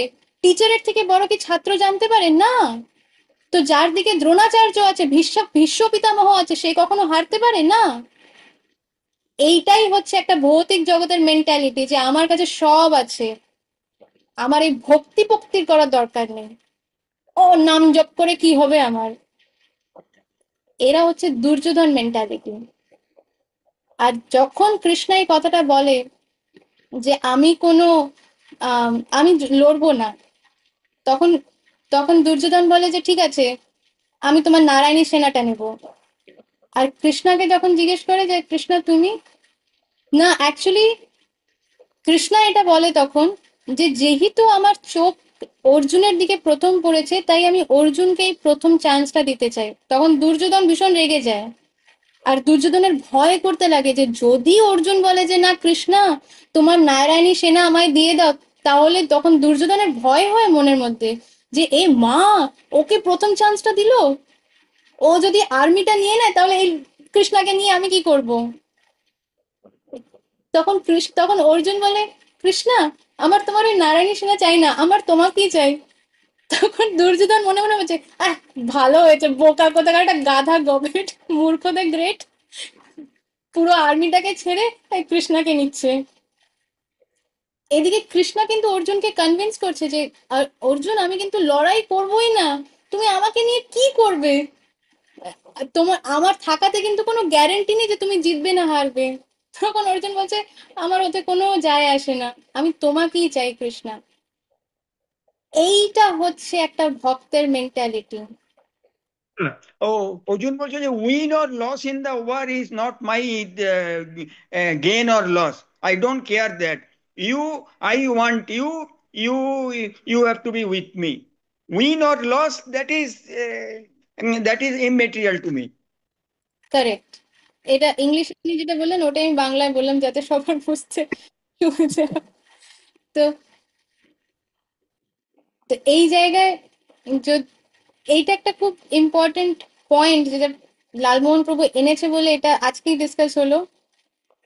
কিন্তু এই জায়গায় যদি কারোর অন্য আর কোনো প্রশ্ন থাকতে পারে আমি দেখছি এইটার পরে ইমন হাত তুলেছে, তো আমি ইমন মিউট করলাম। ইলা মাতাজি, হরে কৃষ্ণ মাতাজি, ধন্যবাদ। ধন্যবাদ। মাতাজি শোনা যাচ্ছে? হ্যাঁ, একদম। হ্যাঁ মাতাজি, একটা একটা টিভি সিরিয়ালের এরকম একটা জিনিস দেখেছিলাম, যেখানে একটা মজার কথা বলা হচ্ছে। অর্জুন এরকম বলছে যে আখ আখ যে বিষয়টা হয়, ওই আখ থেকে যখন তার মেন রসটা বার করে নেওয়া হয়, তখন তার ছিবড়াটা পড়ে থাকে। তো মানে তাহলে ওই ছিবড়াটা নিয়ে কি হবে? আখের মেন রসটাই তো মানে মেন গুরুত্বপূর্ণ। আর তখন দুর্যোধনের মাইন্ড এটা চলছে, ঠিক ঠিক, আখের যে মেন রসটা সেটা আমি নিয়ে নিয়েছি, ছিবড়াটা তো তুমি নিয়েছো, ওটা নিয়ে আমি বা কি করবো? মানে দুজনের মাইন্ডসেটটা দুই রকম ভাবে যাচ্ছে। ভালো এক্সাম্পল। এটা এটা আমি জানি না কোনো শাস্ত্রের রেফারেন্স না, কিন্তু এটা খুব ভালো এক্সাম্পল বোঝার জন্য। আবার এই পয়েন্টের থেকে আরেকটা জিনিস বোঝা উচিত, যে সাধারণ মানুষের ক্ষেত্রে কিন্তু এটা অ্যাপ্লিকেবল। কিন্তু এইখানে দুর্যোধন বুঝতেই পারছে না যে কৃষ্ণা হচ্ছে স্বয়ং ভগবান। ওরে, তুই নিজে জন্মেছিস কৃষ্ণার জন্য, মানে you you exist because of Krishna. তোমার এক্সিস্টেন্সই হচ্ছে কৃষ্ণার জন্য, সেটাই দুর্যোধন বুঝতে পারছে না। তো এইটা হচ্ছে ডিফারেন্স, যে হ্যাঁ আখের রস বের করে নিয়ে তোর ছিবড়াটা পড়ে রইলো, কিন্তু সেই আখটা যে মানে মানে কে, সেটা তো দুর্যোধন বুঝতে পারছে না। গুড পয়েন্ট, এটা আজকে গুড ডিসকাশন। হ্যাঁ মাতাজি। হরে কৃষ্ণ মাতাজি, ধন্যবাদ প্রণাম। মাতাজি, আমি লালমোহন প্রভুকে ধন্যবাদ জানাই এবং কৃতজ্ঞতা জানানোর জন্যই একটা কমেন্ট করতে চাই। কারণ উনি যেটা শেয়ার করলেন, অতি অমূল্য জিনিস শেয়ার করলেন। আর ওনার কারণে যেটা, যে ডিসকাসটা হলো, তো তার ফলে আমাদেরকে শিষ্য মানে শিষ্য হতে আরো সাহায্য করবে। আমরা আরো মানে হৃদয় থেকে শিষ্য হওয়ার জন্য আর কি চেষ্টা করব, কিভাবে আমরা শিষ্য হতে পারি। আর যেটা ইমন মাতাজিও শেয়ার করলেন, যে আমাদের মুডটা কি হওয়া উচিত। প্রত্যেক জিনিস, প্রত্যেক ব্যাপারই আমাদের দু রকম প্রতিক্রিয়া আসে, মেন্টালিটি। তো সেখান থেকে আমরা সঠিকটা কিভাবে নির্বাচন করতে পারি, ঠিকঠাক ভাবে ভগবানকে কিভাবে নিতে পারি, আর গুরুদেবের চরণে কিভাবে আঁকড়ে ধরতে পারি। তো এই দুজন ভক্তের আহ, যে ইয়ে থেকে যেগুলো বেরিয়ে এলো, সেখান থেকে আমি অনেকটাই উপকৃত হলাম এবং তাদের প্রতি আমি কৃতজ্ঞ। হরে কৃষ্ণ, ধন্যবাদ। আচ্ছা, এত ডিসকাশনের মধ্যে কেউ একবারও এই প্রশ্নটা করলো না, যে এটা যদি আমরা নিজেদের নর্মাল লাইফে দেখি, তাহলে কারোর এই কোয়েশ্চেনটা মনে এলো না, যে কৃষ্ণা অর্জুনকে বলছে নিজের ফ্যামিলির আগেনস্টে ইয়ে করতে, যুদ্ধটা করতে, নিজের পরিবারের লোককেই মারতে। এবার আমাদের পরিবারে যদি কেউ ভক্ত না হয়, আমাদের কি করা উচিত? তাদেরকে মেরে ফেলা উচিত? এই ধরনের প্রশ্ন কারোর মাইন্ডে এলো না? এটা একটা ইম্পর্টেন্ট কোয়েশ্চেন এর মধ্যে, যে আমাদেরকে কৃষ্ণা এটা একটা ইম্পর্টেন্ট লেসন এখানে বোঝাচ্ছে, কিন্তু যে এটা ম্যাটার করে না যে তুমি কে বা তোমার সাথে কারা আছে। একজন হতে পারে যে সে হচ্ছে অ্যাপেল আইফোনের নাম নিশ্চয়ই সবাই শুনেছে, আইফোন। এমন কেউ আছে যে আইফোনের নাম শুনেনি? যদি না শুনে থাকে তাহলে তাকে আমি রিয়েলি হ্যাট মানে প্রণাম জানাই, কারণ না, এটা রিয়েলি, কারণ এটার কারণ হচ্ছে যে তার মানে সে আননেসেসারিলি এই ডিজিটাল ইয়ে সব কিছুতে টাইম ওয়েস্ট করে না। কিন্তু এমন কেউ নেই যে আইফোন বা অ্যাপেলের নাম শোনেনি। অ্যাপেলের যে মালিক, মানে যে এই কোম্পানিটা বানিয়েছে, স্টিভ জবস, তার কাছে হেন কোনো জিনিস ছিল না যেটা নেই। এমন কোনো জিনিস ছিল না যেটা তার কাছে নেই। কিন্তু তারপর খুব অল্প বয়সে, বোধহয় 40 ইয়ার্স না 41 বা এরকম কিছু, আমার অত এজ মনে নেই, তখন তার ক্যান্সার ধরা পড়ে। আর তার কাছে জগতের মানে টাকা বলতে তার কাছে টাকার কোনো অভাব নেই। ওয়ার্ল্ডের বেস্ট ডক্টরসদের কাছে সে চাইলে মিলিয়নস অ্যান্ড বিলিয়নস অফ টাকা এমনি উড়িয়ে উড়িয়ে দিতে পারে, কিন্তু কোনো ডাক্তার তাকে আর কিওর করতে পারেনি। তো লাস্ট কিছু দিনে তার একটা ইন্টারভিউ, মানে একটা সে নতুন কিছু রিলিজ করেছে কোম্পানি, কোনো একটা প্রোডাক্ট, আর পুরো ওয়ার্ল্ড সেটা নিয়ে সেলিব্রেট করছে। পুরো ওয়ার্ল্ড সেলিব্রেট করছে যে মানে কি মাইন্ড ব্লোয়িং, মানে কি ইন্টেলিজেন্স, কি বুদ্ধি এই মানুষটার, কি জিনিস দিয়েছে দুনিয়াকে। তখন তার ইন্টারভিউ হবে, পাবলিক ইন্টারভিউ, আর সবাই এক্সাইটেড তাকে জিজ্ঞেস করবার জন্য, আপনার কেমন লাগছে, আপনার কেমন লাগছে, আপনার কোম্পানি মানে পুরো জগতে যে কিছু করতে, মানে যেটা কোনোদিন হয়নি, আপনি সেরকম একটা জিনিস জগৎকে দিচ্ছেন, আপনার কেমন লাগছে। তখন স্টিভ জবস যা কিছু বলেছিল তার মধ্যে থেকে একটা কথা এটা ছিল যে আই উইশ আমাকে কেউ গ্যারেন্টি দিতে পারতো যে আমার কাছে আরো 6 মাস আছে বাঁচার জন্য। আই উইশ আমাকে কেউ 6 মাস, 6 মান্থস এর গ্যারেন্টি দিতে পারতো। ডাক্তার সেই গ্যারেন্টিও দিতে পারছে না। তো অনেক সময় আমরা এটা ভাবি যে আহ, যে ভগবান তো অনেক কিছুই বলছে, কিন্তু আমার পরিস্থিতিতে আমার পক্ষে করা তো সম্ভব না। যখন বয়স হবে তখন করব। যখন বয়স হবে, এই ভক্তি হচ্ছে সাংসারিক জীবন, এগুলো কমন কোয়েশ্চেন। আমাকে কতবার শুনতে হয়েছে, মানে আমি কতবার শুনেছি লোকেদের মুখে, এটা আমাকে শুনতে হয়েছে বলতে মানে আমি অন্যদের মুখেই কথাটা শুনেছি যে এত অল্প বয়সে কেউ ভক্তি করে নাকি, আর সাংসারিক জীবনে ভক্তি কি করা যায় নাকি, তাহলে সংসারের কি হবে, হ্যাঁ, বউ বাচ্চা ছেলে মেয়ে হাজবেন্ড ওয়াইফ ওদেরকে দেখবে, এই জপমালা নিয়ে বসলে হবে নাকি। কৃষ্ণ সেবা সেটা করা হবে যখন বয়স হবে। আপনারা হাত তুলে বলুন তো, গ্যারেন্টি দিয়ে বলুন তো যে কত বয়স অব্দি আপনারা বাঁচবেন। হাত তুলে গ্যারেন্টি দিয়ে বলুন কত বয়স অব্দি আপনার সন্তান বাঁচবে। এমন কি কোনো সন্তান নেই যারা নিজের বাবা মায়ের আগে দেহ রেখে দিয়েছে? কত সন্তান আছে যারা নিজের বাবা মায়ের আগেই দেহ রেখে দিয়েছে। বয়স মানে কি সেটাই আমরা বুঝি না। পরিবার ভক্তিতে সাপোর্ট করছে না, বা এসব বয়স হলে পরে মাছ মাংস কি ছাড়া যায় নাকি, বাচ্চারা মাছ মাংস না খেলে প্রোটিন পাবে কোথায়, এগুলো শুনতে খারাপ লাগতে পারে, কিন্তু শাস্ত্রের বিরুদ্ধে এই কথাগুলো। শাস্ত্র মানে কি? ভগবানের কথা। তো কর্মফল কিন্তু খুব খুব মানে কর্মের ফল ভোগ করা এটা ইজি না। হতে পারে এই জন্মে ইউ আর ওয়েল সেটেলড, ভালো পরিবার আছে, ভালো সবকিছু আছে, কিন্তু গ্যারেন্টি নেই যে পরের মুহূর্তে কি হবে। কোনো গ্যারেন্টি নেই যে পরের মুহূর্তে কি হবে। এই জন্ম আর মৃত্যু তো হবেই, আজকে যে আছে সে কালকে যাবে, নয় আমি আগে যাব বা অন্য কেউ আগে যাবে, আমার পরিবারের কেউ। এই জিনিসটাকে কিভাবে বোঝা উচিত, ভগবান ভগবত গীতা এটা শেখাচ্ছে।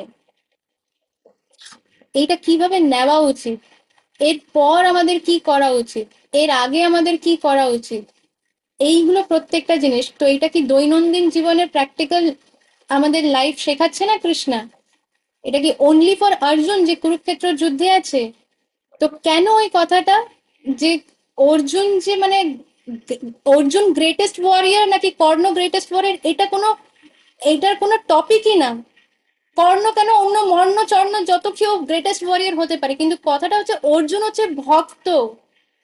এই জিনিসটা তাই জন্য কৃষ্ণ তাকে বলছে যে তুমি হচ্ছে আমার বন্ধু, তুমি হচ্ছে আমার ভক্ত, আর তোমার হৃদয়ের মধ্যে আমার প্রতি কোনো দ্বেষ নেই, এই কারণে এই জ্ঞানটা আমি তোমাকে দিচ্ছি। তো কারা এই জ্ঞানটা নিতে পারবে? যারা ভগবানের ভক্ত হতে রাজি আছে, যারা ভগবানের বন্ধু হতে চায়, আর যাদের মনে কৃষ্ণার প্রতি কোনো দ্বেষ নেই। যদি কারোর মনে যদি কৃষ্ণার প্রতি যদি দ্বেষ থাকে যে কৃষ্ণার কথা শোনার এখন আমার সময় নেই, এটা হচ্ছে দ্বেষ, এটা হচ্ছে এনভি। তার মানে আমি কৃষ্ণার ফ্রেন্ড হতে রাজি না, তাহলে ভক্ত তো দূরের কথা। তো এই জিনিসটা হচ্ছে বোঝা মোস্ট ইম্পর্টেন্ট, যে কেন অর্জুন আর কেন কর্ণ না। তাহলে এই ভগবত গীতা হচ্ছে পুরো মহাভারতের মধ্যে যে মোস্ট ইম্পর্টেন্ট পার্ট, সেই পার্ট হচ্ছে এই ভগবত গীতা। আর তার মধ্যে ইম্পর্টেন্ট কেন এই ছবিগুলো, কারণ তার তলায় আমাদের আচার্যের দেওয়া তার আছে, মানে আমরা যে লাইনগুলো পড়ছি এটা শিল প্রভুপাদের দেওয়া। তাই জন্য এটা মোস্ট ইম্পর্টেন্ট। ভগবানের কথা বোঝার বুদ্ধি আমাদের মধ্যে নেই, তাই জন্য শিলা প্রভুপাদ আমাদের তাৎপর্য দিয়েছে, যাতে আমরা এটা বুঝতে পারি।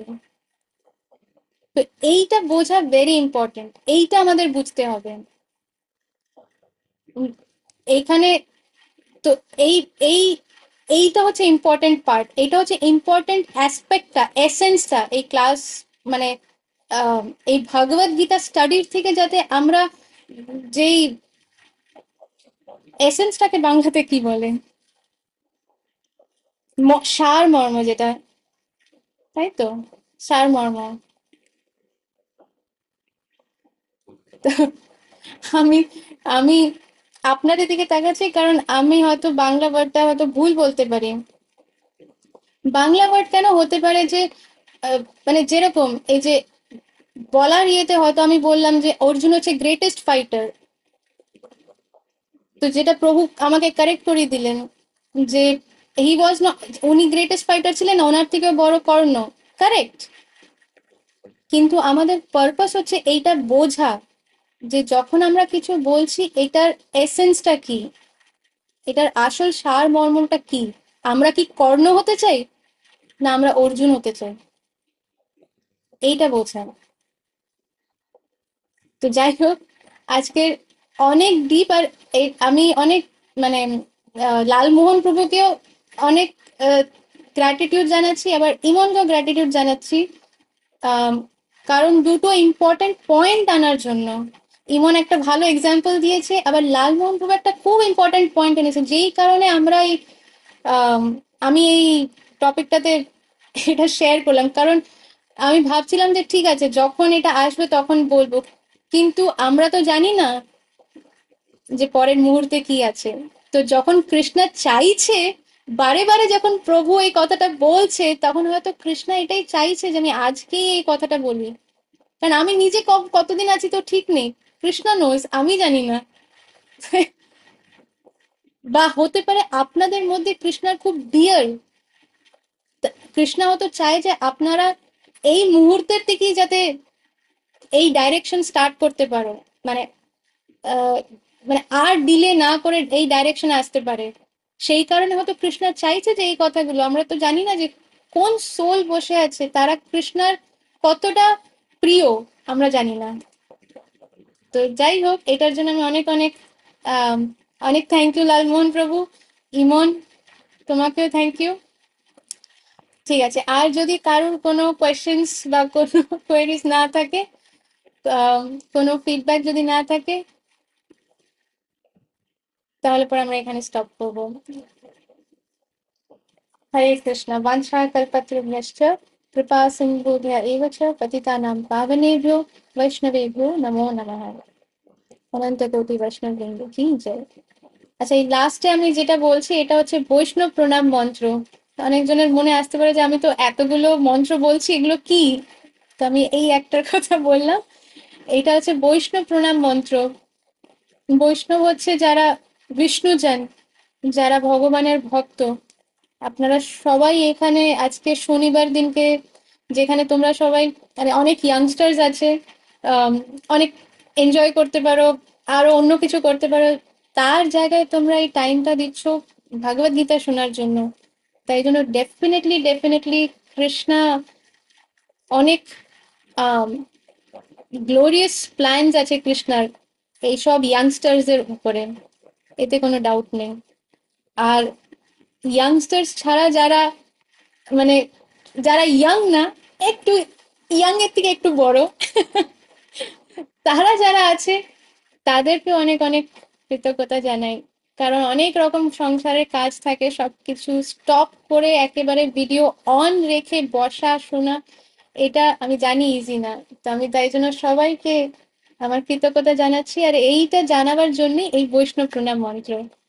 শিলা প্রভুপাদ কি জয়, শিলা গুরু মহারাজ কি জয়, নিতাই গৌর প্রেমানন্দে হরি হরি बोल।